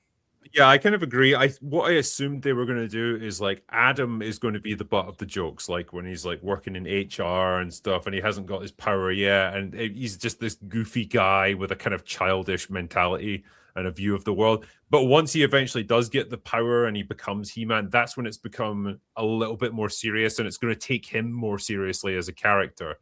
But as you say, that doesn't necessarily happen, and it's still kind of poking jokes at him throughout the rest of the movie when it didn't really need to. Like there comes a point where you have to leave that behind, and then it gets a bit more serious to give you more stakes for the end. Because again, I think the movie wants you to take the stakes of it kind of seriously when characters are in peril and stuff. Like that's meaningful. When his dad gets killed, that's meant to mean something. It's meant to have a stake. And so it's difficult to do that, but also be cracking jokes at his expense, even by the ends. You know, you've got to let go sometime. So it was a bit awkward in that sense. But I do feel like drinking. I can ask Wizard and Kate. Like overall, I feel like Travis Knight. This comes from whatever flaws the film has. It feels like people that really did love He-Man the IP. It didn't come out of malice like Rian Johnson with Last Jedi, who does like people actually cared about this franchise. It's flawed, but you can tell these guys liked He-Man. Not a perfect film, but they made it with heart. Yeah, for sure. I think that's what shines most of it for me. You could tell this is written by 6 people. I think that's my problem, because it feels like oh, we've got a good idea for a scene. All right, well, He-Man's going to do this, he's going to do this, he's going to do that. It's going to have a little bit of humor, but it played out as if it's like he's starting to become He-Man, and then there's some writer came in with a red crayon that like scratched through it, and it's like, no, we need to bring him back down for this scene.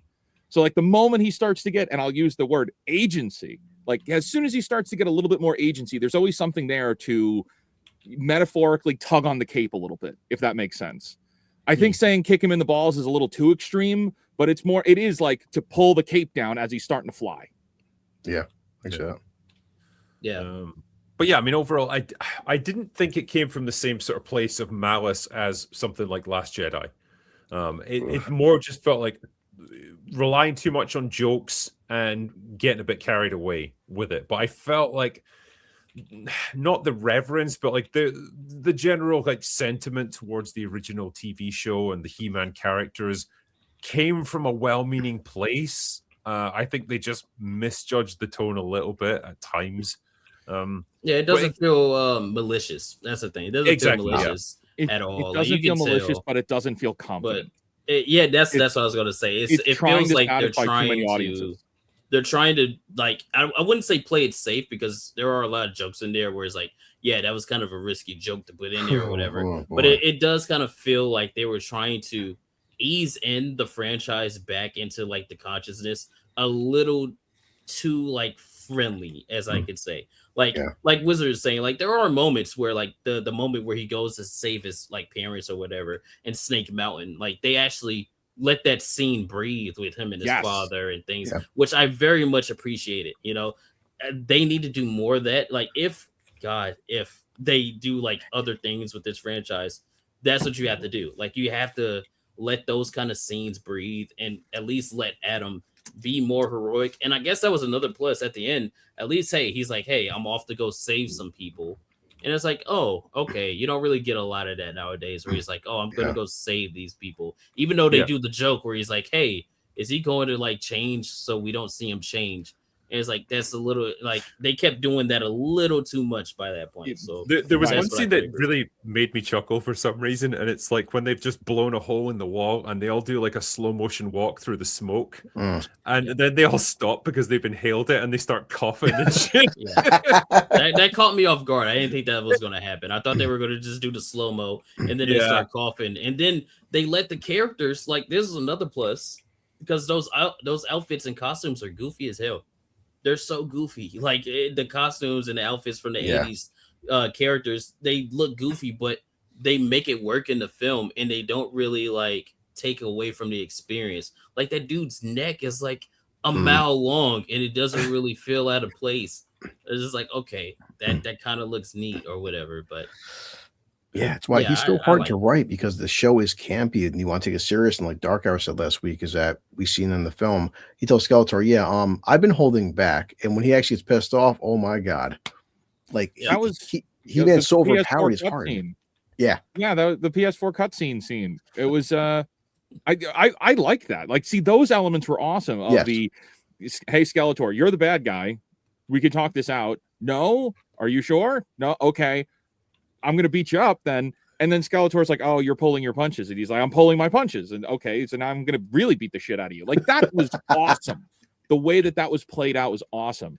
If it's like, if the rest of the movie had that same level of identity and that kind of like masculinity, I would say it would have been awesome. Cause you could have made fun of him in the beginning. Like that's fine. And carried that through. But there should have been a moment where that level of like, we're making fun of him comedy eventually did subside, and it was more it shouldn't have took that like, long. He's gonna be even like the walking out in the smoke thing. It was like this was when the heroes all came together. So you've now we were just starting to fly, and you've pulled us back down. So we were just starting to get that little that excitement that the heroes are off to be the heroes, and we kind of lost it for a gag. Yeah, it shouldn't have took that long, is what you're saying. I agree with you. It shouldn't have took that long for He-Man to be like, actually He-Man. Like I get it, you're doing the origin, you're doing the setup. Like I'm with you the whole way, but at a certain point, we're a little too far along in the movie. Like you have to let him like be the character that we know he's supposed to be. Yeah, right. So, what's fascinating is like the way people have read into this so much. Like people have taken so many different things from a movie that's pretty simple and straight up, and it's kind of interesting. Like because the point I tried to make in my review about Adam and like how he is when you see him at the beginning of the movie, like working in HR and stuff, and how he's kind of a pussy and he's scared of everything. It's like the way I interpreted that, it's like he's a pussy because he's been raised in a pussified world. Like he works as an HR consultant, surrounded by people that don't do conflict and don't even know how to pull him up when he's underperforming in his job. Yeah. And like that's why he is the way he is. That's why he's not He-Man in mind or body. And like that's part of the movie is him discovering that confidence that he needs to actually be his own person. And it's like, well, you could interpret that as a pretty interesting commentary on modern culture and how pussified it is. But I don't know. It seemed to pass people by, I think. Well, and then when Skeletor goes to HR, Skeletor's like, how absurd this HR. You hear guys screaming in the background. Skeletor kills somebody. Yeah. And just showing how absurd this HR shit is, like, and almost like they're making fun of like how they, them, and he, him things are, and like, and he's mocking everything Adam's doing in HR. Like, this actually exists in this universe. Like, Skeletor Even appalled. the movie was even making fun of it, like because That's he's what I'm like in the saying, Kaida. meeting and they have Yeah. like pink and blue hair and Adam's just over it, and I'm like, I agree. Yeah, this is stupid as hell.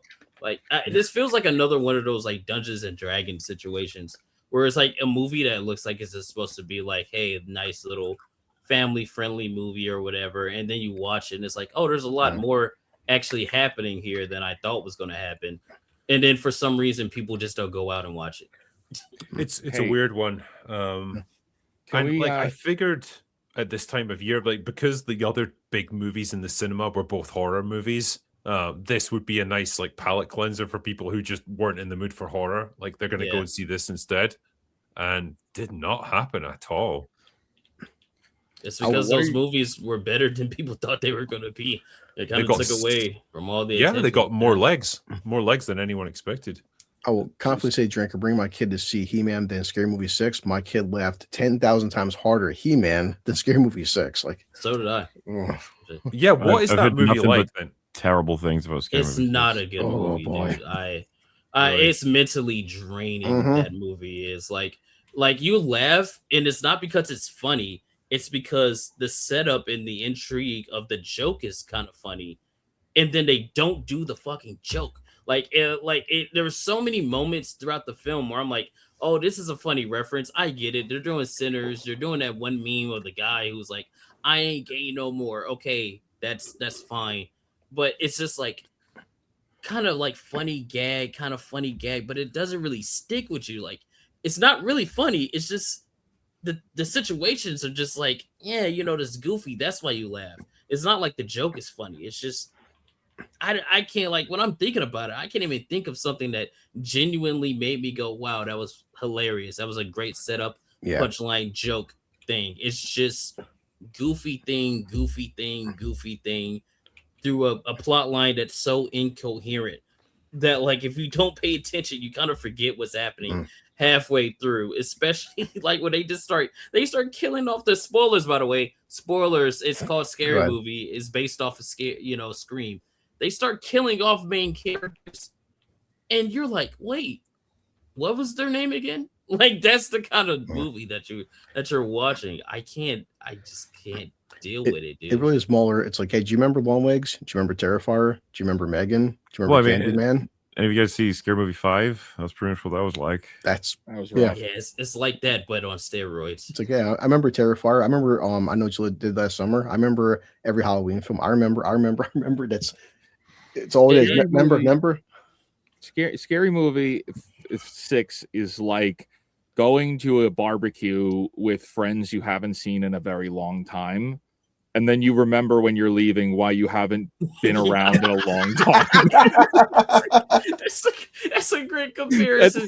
It's like you enjoyed seeing them again, but you're also good never seeing them again. It's like one of those things where it's like, oh, this was very cool from my childhood. You do it again, you're like, yeah, I'm good off of that. Like, that's pretty much all it is. It's Scary Movie 1 and 3 are like goated as far as I'm concerned. Yeah. It seems like they've never got that groove back. It makes it worse when you go back and watch it too, because I went back and watched Scary Movie 1 and 2, and it's like, while they have the references like to other movies and like other like pop culture things in there, there's still a plot there. There's still some kind of character work being done there. Like, so even though you have funny gags and you have funny moments, there's still a through line plot that gets you from point A to B to C to D. And it's not just like, hey, we're at point A, let's throw in a bunch of shit that we think is funny, and then, hey, we're at point D somehow, you forgot how you got there. Like, I just can't do it, man. Yeah, Kate, I still see clips of James Wood from Scary Movie 2. I think James Wood's fantastic for his little screen time versus this one. Hey, remember Longlegs? Cool.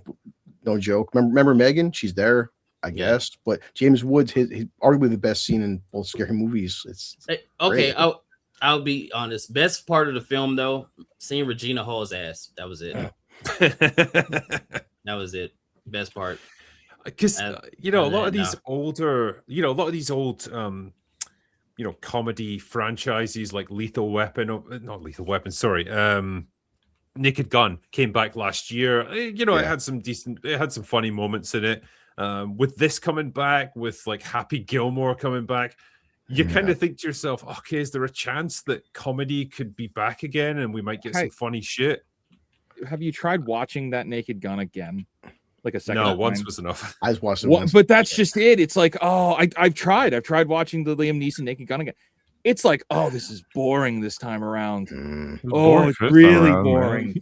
But that's my point, though. Like, even if it wasn't amazing at the time, like the principle was they're trying to bring back a lot of these old comedy franchises, and there's a potential for it to, reassert itself as a genre again, because we haven't had comedy for a decade or more. We're not allowed to laugh anymore. And there was a feeling of like, maybe this is the right time. Maybe it's finally happening. And man, it just feels like they're failing each time. They kind of do comedy bad though. Like, cause like even with Scary Movie 6, like, what the joke is supposed to be. Like the one character is transgender. What the joke is supposed to be, but no, they actually go along with the character. And it's like, no, that's not supposed to be the joke. Yeah. Like when he has the interaction, she with his dad, and he slaps his dad, the dad is supposed to slap him back. That's the joke. Exactly. It's like, hey, that's still, he wants to be a man now. So you slap him in the face. There's a joke. They don't do the joke. So it's like, you're just pussyfooting around it. So it doesn't work. Comedy can't come back just because they release comedies. They got to be like several great comedies. And the thing is, honestly, like broadly, all things equal, comedy's just harder to do than drama. There's to have like a reliably great comedy is so much fucking more difficult to do. I mean, you have to be willing to offend people and be irreverent, and like that's what Hollywood is absolutely terrified of now. Because the obvious targets, resurrection really is there. Well, that's the thing, like, because the targets for what you can absolutely make fun of nowadays, like they lend themselves very easily. Like we've seen it in a lot of the tropes of modern filmmaking. But they would never have the balls to do it to themselves. They couldn't. There's no way. Yeah. And so until we get past that obstacle, you're never going to get comedy again. It's like, they said that the Scary Movie was going to cancel culture. It's like, okay, well, you're gonna market it as that. Well, by you marketing it as that, already the access media and the critical apparatus is going to carpet bomb you. Like, you're going to be carpet bombed. You're going to be reviewed poorly. Why not go for it then? Like, why not go for all the kill shots? Because you're not winning the access media with this project, but like go all the way with it. And so I think they're in the worst spot possible, because everybody's like, all right, you didn't actually do anything you promised you were going to do, and you got all the terrible reviews. So what's next? Yeah, Wizard. Remember the tagline was Marlon Wayne's like, hey, we're going to offend everybody. Everyone's going to be offensive. And like Drinker last year reviewed Lady Ballers. We're going to be so offensive. Oh, that was awful. Okay, I mean, number one, just because you're offensive doesn't mean you're funny, but also, it was pretty bad. I'm watching Scary Movie. I didn't finish it. I'm watching Scary Movie. Like, who are you offending? Yeah, you do one, like, hey, it's a kind of mediocre trans joke, but I'm not seeing any racial, any gay, and like Scary Movie 1 and 2 could be objectively offensive. I'm watching 6, who are you offending? This shit's boring. And the thing is, if you offend everyone with your movie, then it's fine, because you're not picking on any one group or anything. It's like, well, you can have a laugh at everything. That's fine. But you don't. It's not happening, man. Like, chances for Spaceballs 2. Yeah, next year it's still coming out though. Yeah, I'm scared, it's happening, bro. But like, has it got any chance of being funny? Like, look.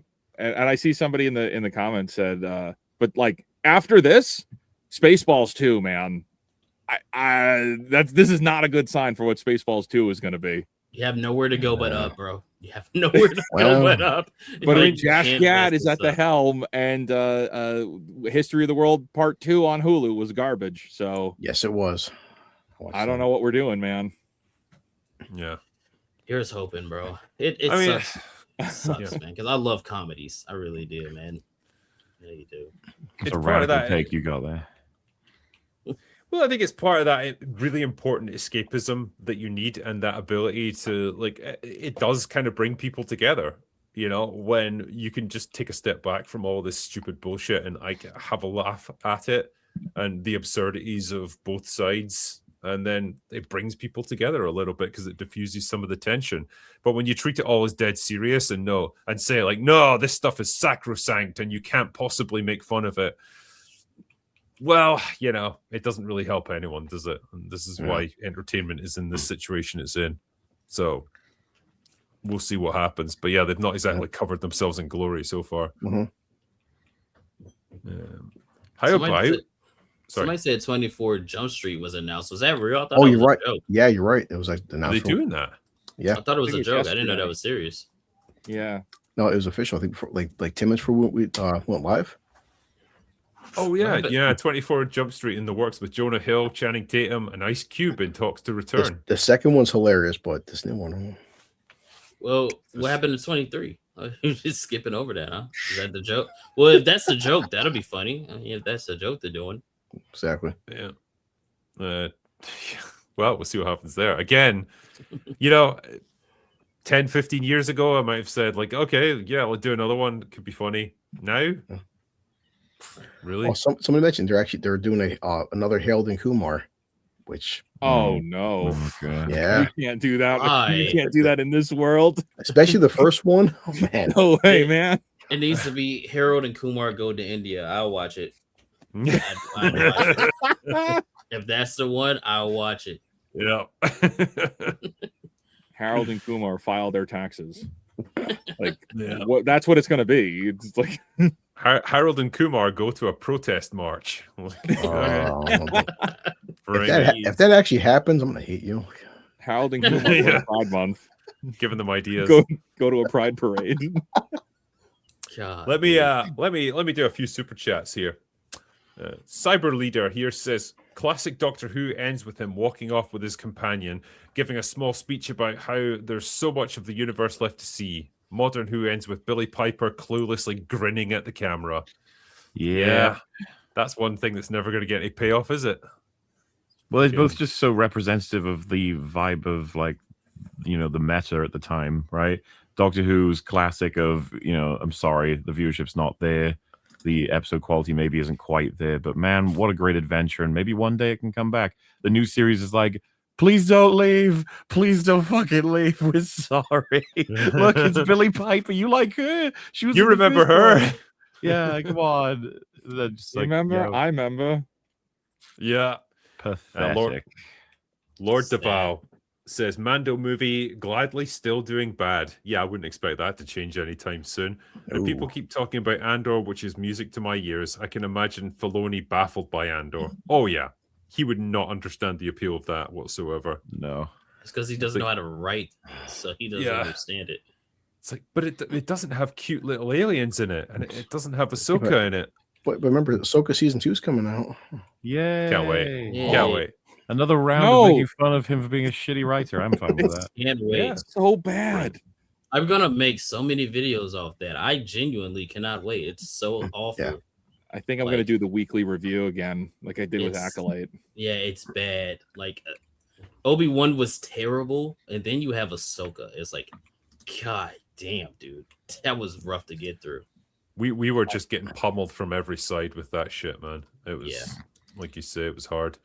Weebly Baller Fridge says, hail to the bar. Mublashi. Next Buffy stream, are we finishing season 2 or doing the middle third? Hail Chris, hail Wiz. Middle third, and we were supposed to yesterday. Gary forgot he had a dental appointment, I think it was, or something. So postponed until the next week, I think, is the plan. What a loser. I know. Terrible. Taking care of your teeth. I know. British people cannot empathize with that. Lord DeVal says, MauLer, I saw you on Hitman Blood Money. Interested to hear your thoughts on the 20-year-old game. Have a go at the 3 new ones, then the worst, Absolution. The worst is bad, but better than the Bond game. I was just curious to compare, that's all, like really quick. I didn't give it like a significant amount of play. I was just looking around and seeing how it felt and what options there were. And, the fact that you can choose to assassinate or spare and mess with people, change costumes, hide bodies, do all kinds of, shit. And then, there'll be like 9 ways to complete an assassination. It's just like, oh yeah, IOI, they used to make games. I remember that. Not anymore, though. Servant Berserker says, drop everything you're doing and go watch The Furious now. The Raid plus Taken is real and it's glorious. Me and Kate about to go see it. Yeah, I gotta make sure I get my ticket actually before I forget. Trailer looks fantastic, man. I mean, is it like a Hollywood production or is it like Bollywood or what? Like, where is it made? I guess it's English dubbed too, so it wasn't filmed over here. Right. Oh, I gotta see if there's a sub version then. So that means it's a foreign film. All right. Yeah. It just looked awesome, like because I love those kind of movies. The Raid is so technically it's a 2025 film, so we're just getting it now over here. Okay. Nice. Yeah, 7 o'clock. 2 hours. Yeah. Fun sized bonsai says goal. Yeah, that was when Mexico scored, I guess. I didn't actually get the final score on that because I had to start this before the game was over. So I don't know. What's the final score on the Mexico game?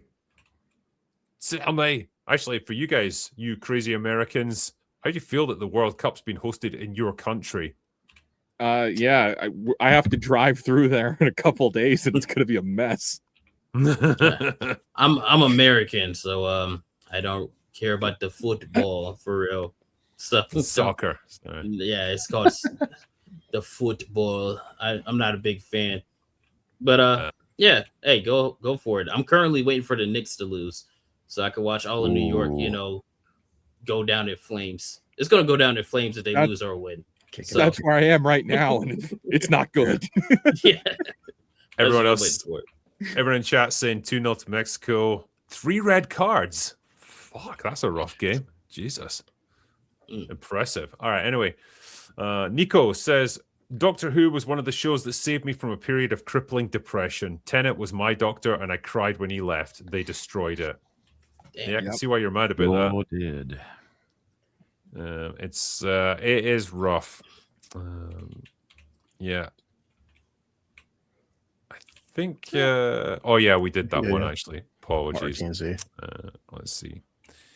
Yeah, just wanted to give Reaper a shout out for his Masters of the Universe review and for being the most based by still calling out the annoying race swaps. Yeah, he did call that out in his review. The annoying thing is I really liked Idris Elba in the role. I thought he did a really good job as Man at Arms. As he always does. Yeah, he's good.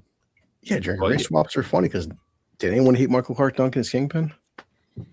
He was good. Yeah, I liked him. Good. Sometimes it works. That man had the build. He did. And in fact, he gained 40 pounds of muscle. They said, in addition to how big he was, but gaining 40 pounds his size, that's impressive. Yeah, so that's one of the coolest intros when it comes to villains. I'm standing there with the cane and everything. Yeah, that was awesome. Sometimes it works. It does. Can you obtain and play a PS4 copy of Lord of Ring? Consider it done. Sty Games, you need help. I actually think you may have asked this 1,000 times across all streams at this point. Yeah, gotta give the man what he wants. Honestly, I'd be more excited to play that than I would for the Bond game. I think the Bond game will just be like blandly shit, whereas I think Lord of Ring Gollum will be like genuinely hilariously bad. You have to commit to the whole Gollum though. If you want to, you keep saying that, but you don't know my chat. They got faith in me to not complete things. What? No, that's the opposite. They'll be mad at you. I'm protecting you, Drinker. Fake Wizard made out an FNT and open bar before Beardo. Ooh. Good job. I may have bribed Drinker to be here, but with what? You're going to have to pay your debt after this is over, sir. Who's killing off the Doctor was more tragic, River Songs or Russell T. Davis? Wow. I don't know the lore behind River Song closely enough. It was Alex Kingston that was playing the character. I always find her vaguely annoying, but maybe that's just me. I thought she was okay with River Song. It's definitely RTDs because those everything when he came back was terrible. Yeah. I forgot about this one. 88 was also the release year for Action Jackson, a fun police action film that starred the late great Carl Weathers and deserves more love. Definitely does. That was supposed to be his elevation to lead-in man status, and it's a shame because if that movie had done well, man, he could have had an amazing time throughout the 90s. Like the man was just brimming with charisma. Good actor. Yeah, shame he didn't do more. I still say Drinker. Him and secondly, Michael Jai White. Spawn is the most underrated. How Michael Jai White's not a household name, I have no idea. Yeah, never quite took Hollywood off. was unkind to him. Yeah, He's really good too. Like he can actually act. If and you give him a chance. He can like, actually fight. He's a great Yeah, fighter. he can fight too. he's like 60 and still ripped more than most guys in their 20s. It's impressive. Yeah. Got to respect it. I grew up watching Doctor Who with my parents. I really dislike what it's become. He had a mixed bag with the scripts, but Peter Capaldi was my favorite Doctor Who. Who is the panels? Yeah, I mean, in the modern era, it's got to be David Tennant for me. It's Tennant for me, but ignore all the fucking shit that came out after, you know? Yeah, in his classic run. It's Yeah. like, yeah. I go down.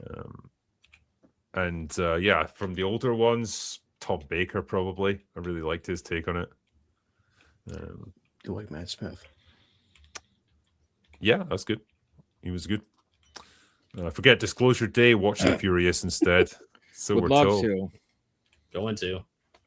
Hail the panel. Hail Drinker. I'm sorry I despise He-Man. The jokes killed me. MauLer, the Daredevil EFAPs had me laughing for hours. Thank you.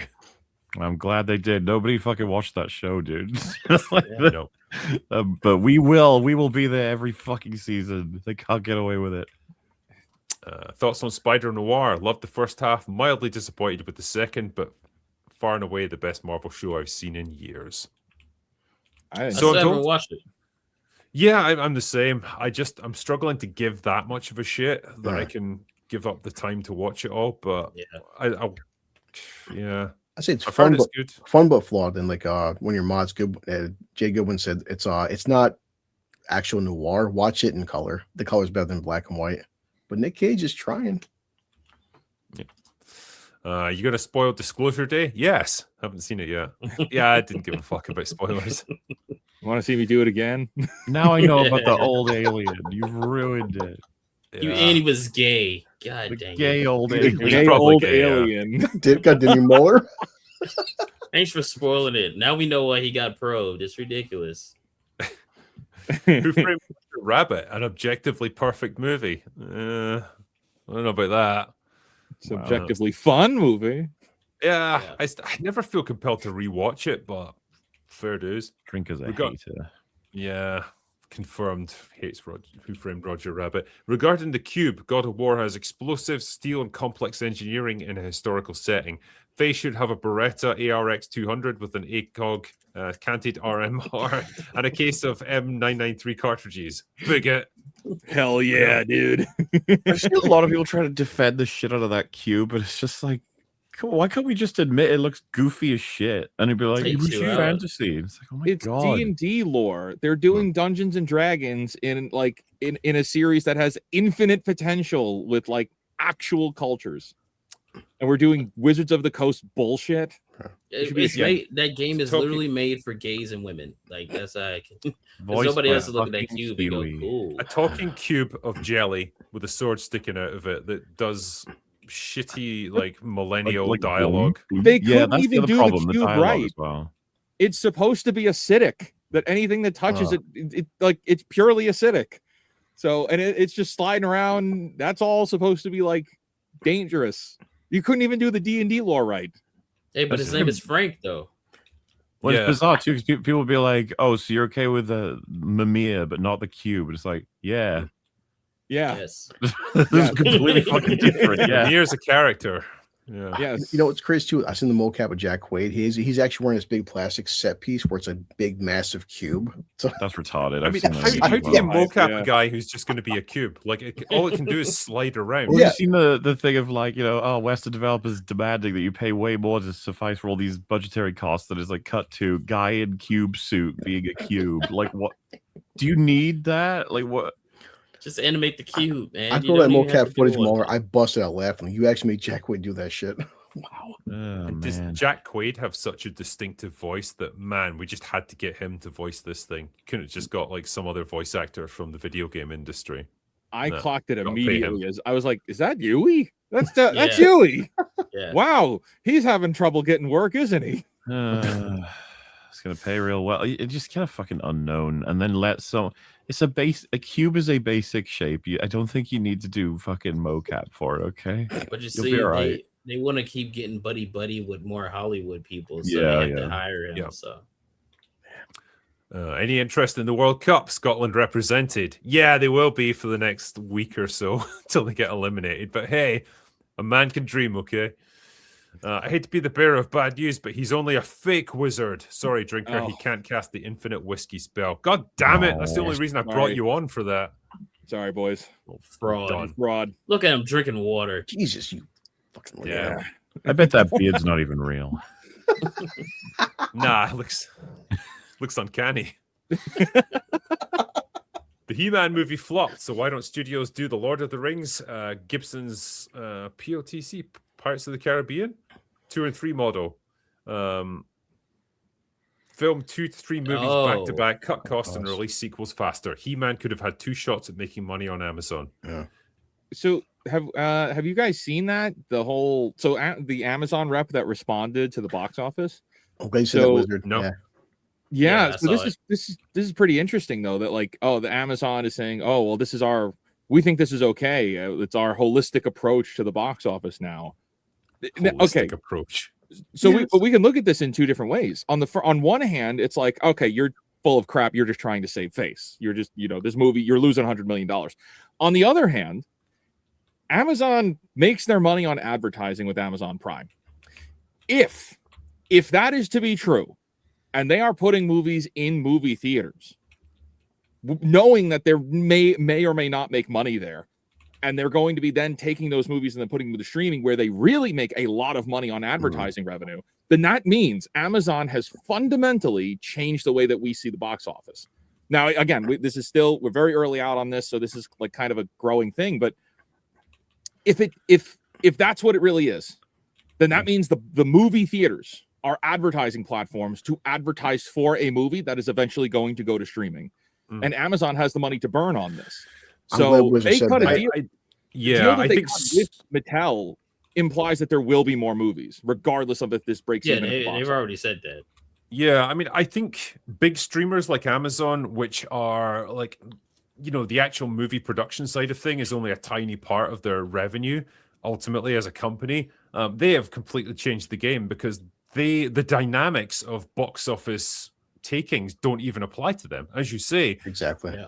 It'll have its limited run in the box office. Like, fine, it might make some money, it might not, but it's ultimately going to be on their streaming platform. It's going to be subject to all the ads and shit that they put on it. And ultimately, it will turn a profit, even if it's in the longest of terms. And it doesn't matter anyway, because they make a shit zillion dollars every single day from like their actual Amazon store, like all the shit that they sell. So it almost doesn't matter anyway. I mean, it's a completely different model from what you've seen in Hollywood. But like you say, it could very well upend the entire system of how movies are even perceived. Yeah. If Disney figures this out, and because Amazon has the money to burn on this, they've cut deals with Sony for this movie, they've cut deals with Mattel for this movie. In fact, if the movie isn't profitable, it actually hurts Mattel a lot more because there's a whole bunch of other toy aspects to it too. But Amazon is selling the toys as well. And if you were looking right now, like here in the States, or at least in my segment, I'm in New York City right now, I would have to wait over a week to get Skeletor toys right now. So that means the toys to some capacity are selling, or they didn't make a lot of them. Either way, they're playing this. This is a strategy game with them.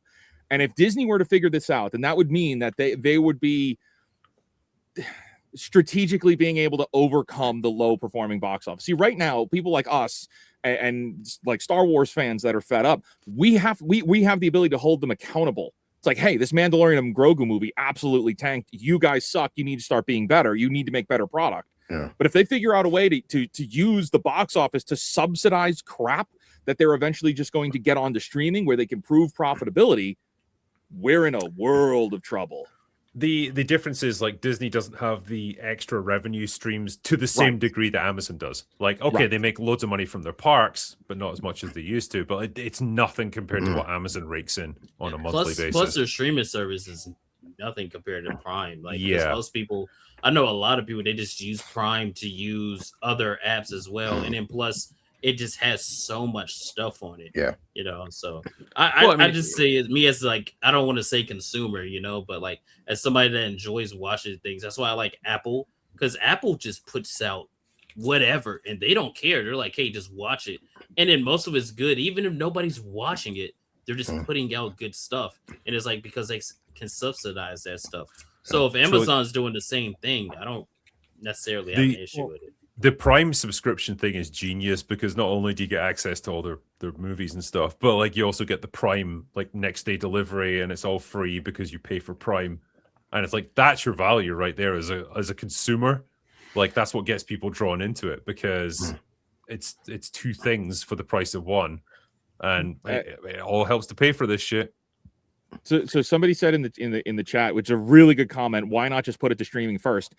Because you have three right now, essentially, and again, we have to wait to see what Amazon does, but that you would have 3 marketing phases for a movie that's going to go to streaming, where you make your most money. So you have your first marketing phase with we have the big press tours, we have the trailers, the promos, then you have the movies in theaters. Well, that's the second act. That's actually the second phase of marketing.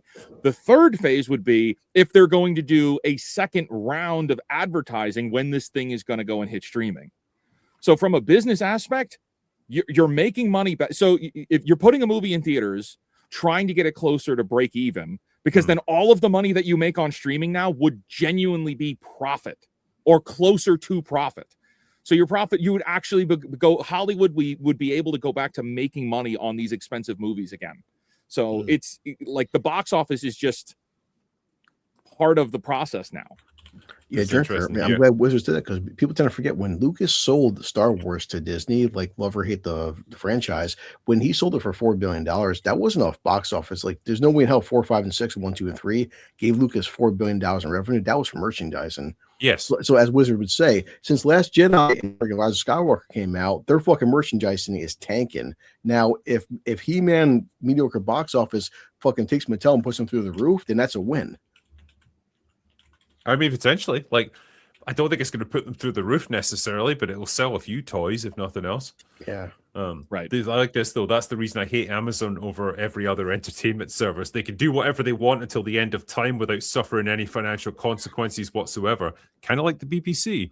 Customer approval no longer matters. And paving the way for other corporations to figure out how to work the system. Yeah. So it's... Yeah.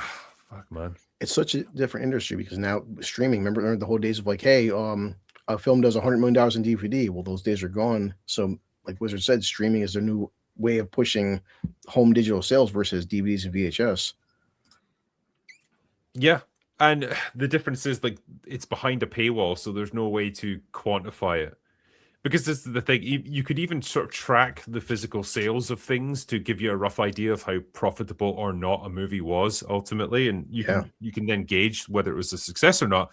But with it being on a streaming service, they can make up any numbers they want. They don't have to divulge it, and so then it becomes very nebulous about what movies are successful and what are not. Yeah. Right. But yeah, with Melon and Grape flopping, you should play the Old Republic, the MMO that isn't really an MMO. It's just Mass Effect, Star Wars, way better stories. I have heard pretty much the same from everyone that's talked about it. I want to hear MauLer say, "Get away from her, you boob," in Skeletor's voice. Well, which Skeletor voice? Because I hear he doesn't sound like that in the original. I think it's implied for the original. Yeah, get away from her, you boob. Beautiful. It's not bad, actually. That's not bad. Yeah, He-Man. Speaking of Spielberg, what's the bar's thoughts on 1941? I know it's regarded as one of his less successful movies during his peak, but I enjoy it. I didn't really like it. That's the comedy one, isn't it, that he did? I think that's one that I've skipped. I've never seen that one. It's fun and stupid, though. I saw it once when I was like a lot younger, and like I remember part of it, but like I didn't really enjoy it. Is the He-Man sword taller than Kaida? Almost. No, take his word for it. Okay. Almost. It's nowhere near close. No, I'm lying. It's actually kind of a big sword. Hey, yo. All the formerly great creators have lost their way. This is how I know the cancelled Stargate show is not going to be what we wanted. I mean, we'll never know, really, will we? Because it's been shit canned before it ever saw the light of day. I had some hope for it because they brought back some of the old showrunners and shit, but yeah, it's been canned. Surely to God, it can't be worse than The Post. Ooh. It can, potentially. MauLer, I've seen The Body and Forever today for the first time. I teared up. It's been like 20 years since something squeezed a tear out of me. Yeah, that's Buffy season 5. One of the greatest TV episodes in history. One day I'll watch the series. You son of a bitch. All the way through. I I was one of those, I caught it whenever an episode was on, but I never just watched all the way through Buffy and Angel. Let's see. Hello all. Question: what is your biggest pet peeve with physical media these days? Mine is how some movies come with a shitty remake or sequel and you can't buy the original movie or the individual movie. For example, Mulan comes with 2 or live action only. That is a bit shit, actually. Sucks. Yeah. 4K is being poorly done, like James Cameron using AI to morph people's faces upscale in AI. That was a hideous reality. I'm so glad. Doesn't he still defend that as well? Like, he just won't accept any criticism for it. Yeah, which is so sad that he's flippant about his legacy of the most greatest, some of his greatest films ever made. Meanwhile, he's like, I gotta spend fucking 30 years working on Avatar. I have to. Yeah. No, Drink. I'm glad Moore said that because I would check out Twister with Bill Paxton. Look at the YouTube, the 4K remaster, and it's a who did that? Oh my god. Yeah. Is it that bad? Well, it's like but Bill Paxton look up at the sky. The sky goes from gray to green. Why is the sky? It's literally green. Oh. Why is it green for? You wonder, how did they fuck it up that badly, man? Yeah. Weird. It's Drinker, at what view count level do you decide if a video of yours is a success or a failure? It kind of depends on the subject matter, right? Because if it's something like production hell, it's not going to get that many views because it's more specialized and it's usually older movies that maybe not everyone cares about. But if it's a mainstream video, it's about 1 million. If it gets less than 1 million views, I would say it's a little bit underperforming. And if it gets less than, say, 700K, yeah, I would say that's been a bit of a flop. But, YouTube goes through weird phases. Sometimes a video that you think is going to do amazing just, really struggles. Other times, they'll just blow up for no reason. My Backrooms video did way better than I thought it would. Just people were interested, I guess. So you never do know. Is it better than Indiana Jones? This could be John Williams' final film score for all we know. It might be. What is he, 96 now? I mean, that man has been around for a long time. Yep. Yeah, every one that comes out, you think, well, this probably is going to be his final one. I don't know. Midnight Special handled this much better. Great film, that. You guys seen it? Midnight Special? No, I haven't. No, actually. I'm going to look it up right now. Midnight right. Special. Just before we do, Fake Wizard, I know you have to drop out just now. Sorry guys, I gotta bounce. No, it is fine, man. It's been great having you on for this. We're probably going to wrap up shortly anyway, but thank you for being on for a couple hours. It's been great to have you on Open Bar for the first time. Thank you for having me, and I'll see you at the Southeast Game Exchange in July. Looking forward to it. Yeah, looking forward to it. Gary's going to be there too. Gamer that he is. Yeah, I can't wait. Could not wait. It's going to be awesome. All right, guys. Take care. See you later. Man. Peace out, Wizard. hey, buddy. I'll do a couple more just before we finish up. Hot take. This is going to be really hot. RoboCop 3 is a good movie. Jeez, can we stop? Sure, buddy. No, it's not. Stop. Oh my god. The fact that it's a fun PG-13 action movie allows there to be a payoff for the citizens of Detroit and the police, which would never happen in the previous movies. It's shit, man. Just let it go. It's not a good movie, bro. There's only one RoboCop movie, right? That's all they ever made. Part 2 is stupid fun though. Emphasis on stupid. Yes, exactly. I only like the first one. I can't watch the other ones, dude. It just doesn't work. 3 years. Did the aliens have crystal skulls? I wish they did. I legit can't answer that question. It's like, is the crystal skulls just like a kind of preserved version of their skulls, and then when you put it in the skeleton, then it makes the flesh come around what it? do these take place in the same universe, and they're the same aliens? Don't do that. Well, wait, no, weren't they orange? Weren't they orange in that movie? No, they were still gray. Were they gray? Yeah. God, it's been so long. I will say as well, the alien design in Disclosure Day is so shit. It's is it bad CGI or just bad makeup? I couldn't tell. It's just bad design, where it's like, just take the most generic gray alien design with the big eyes and everything, and just do that again. It's the same thing that you've seen like a million times before. I told you more about if you want to see sorry. Yeah, then you take something like Rocky from Project Hail Mary, where it's like, oh, this looks genuinely alien and different and weird, but like it's understandable how it functions. Great. Has Gary seen Disclosure Day yet? That's a good question. I don't know. I'm curious what he thinks of it. He hadn't yesterday when I spoke to him, but yeah, I'm sure he will because he likes aliens and stuff. Yeah, he's a fan. Why are budgets so inflated? Is there some kind of money scheme that I don't know about? It's Hollywood, man. There's definitely a money scheme. I thought companies wanted to make money and could do math. There's a lot of pointless, stupid positions that nobody needs, like intimacy coordinators and sensitivity readers and stuff. Like, we got along perfectly well without all that stupid shit for decades, and it was fine. The overuse of CGI, overpaying actors, a million like HR roles that probably aren't needed. All these things just bloat the budget. Reshoots. The amount they spend on catering is ridiculous as well.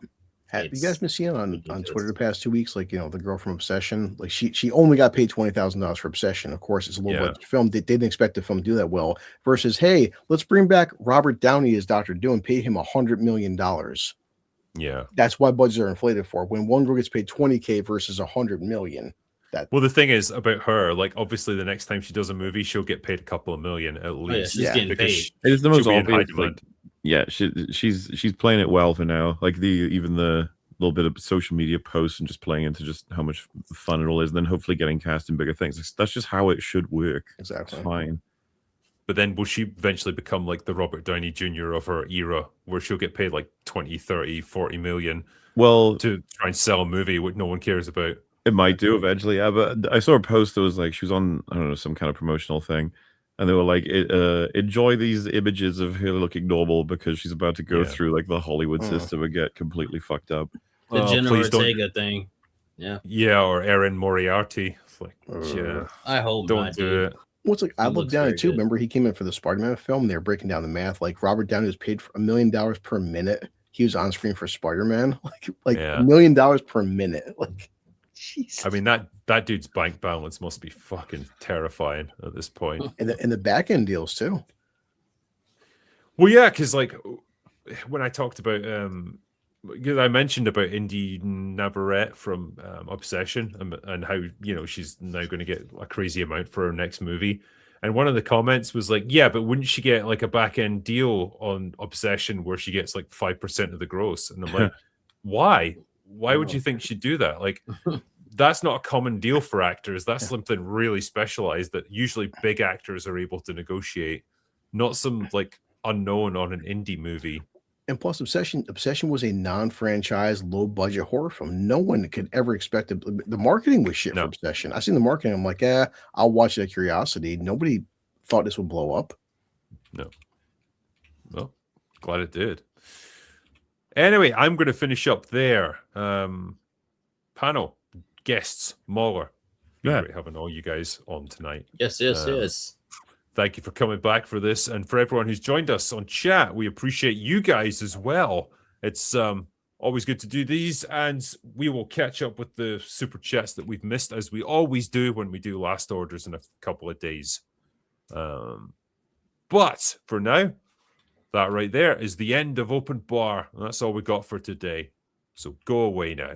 Bye. Hey, he's out, boys.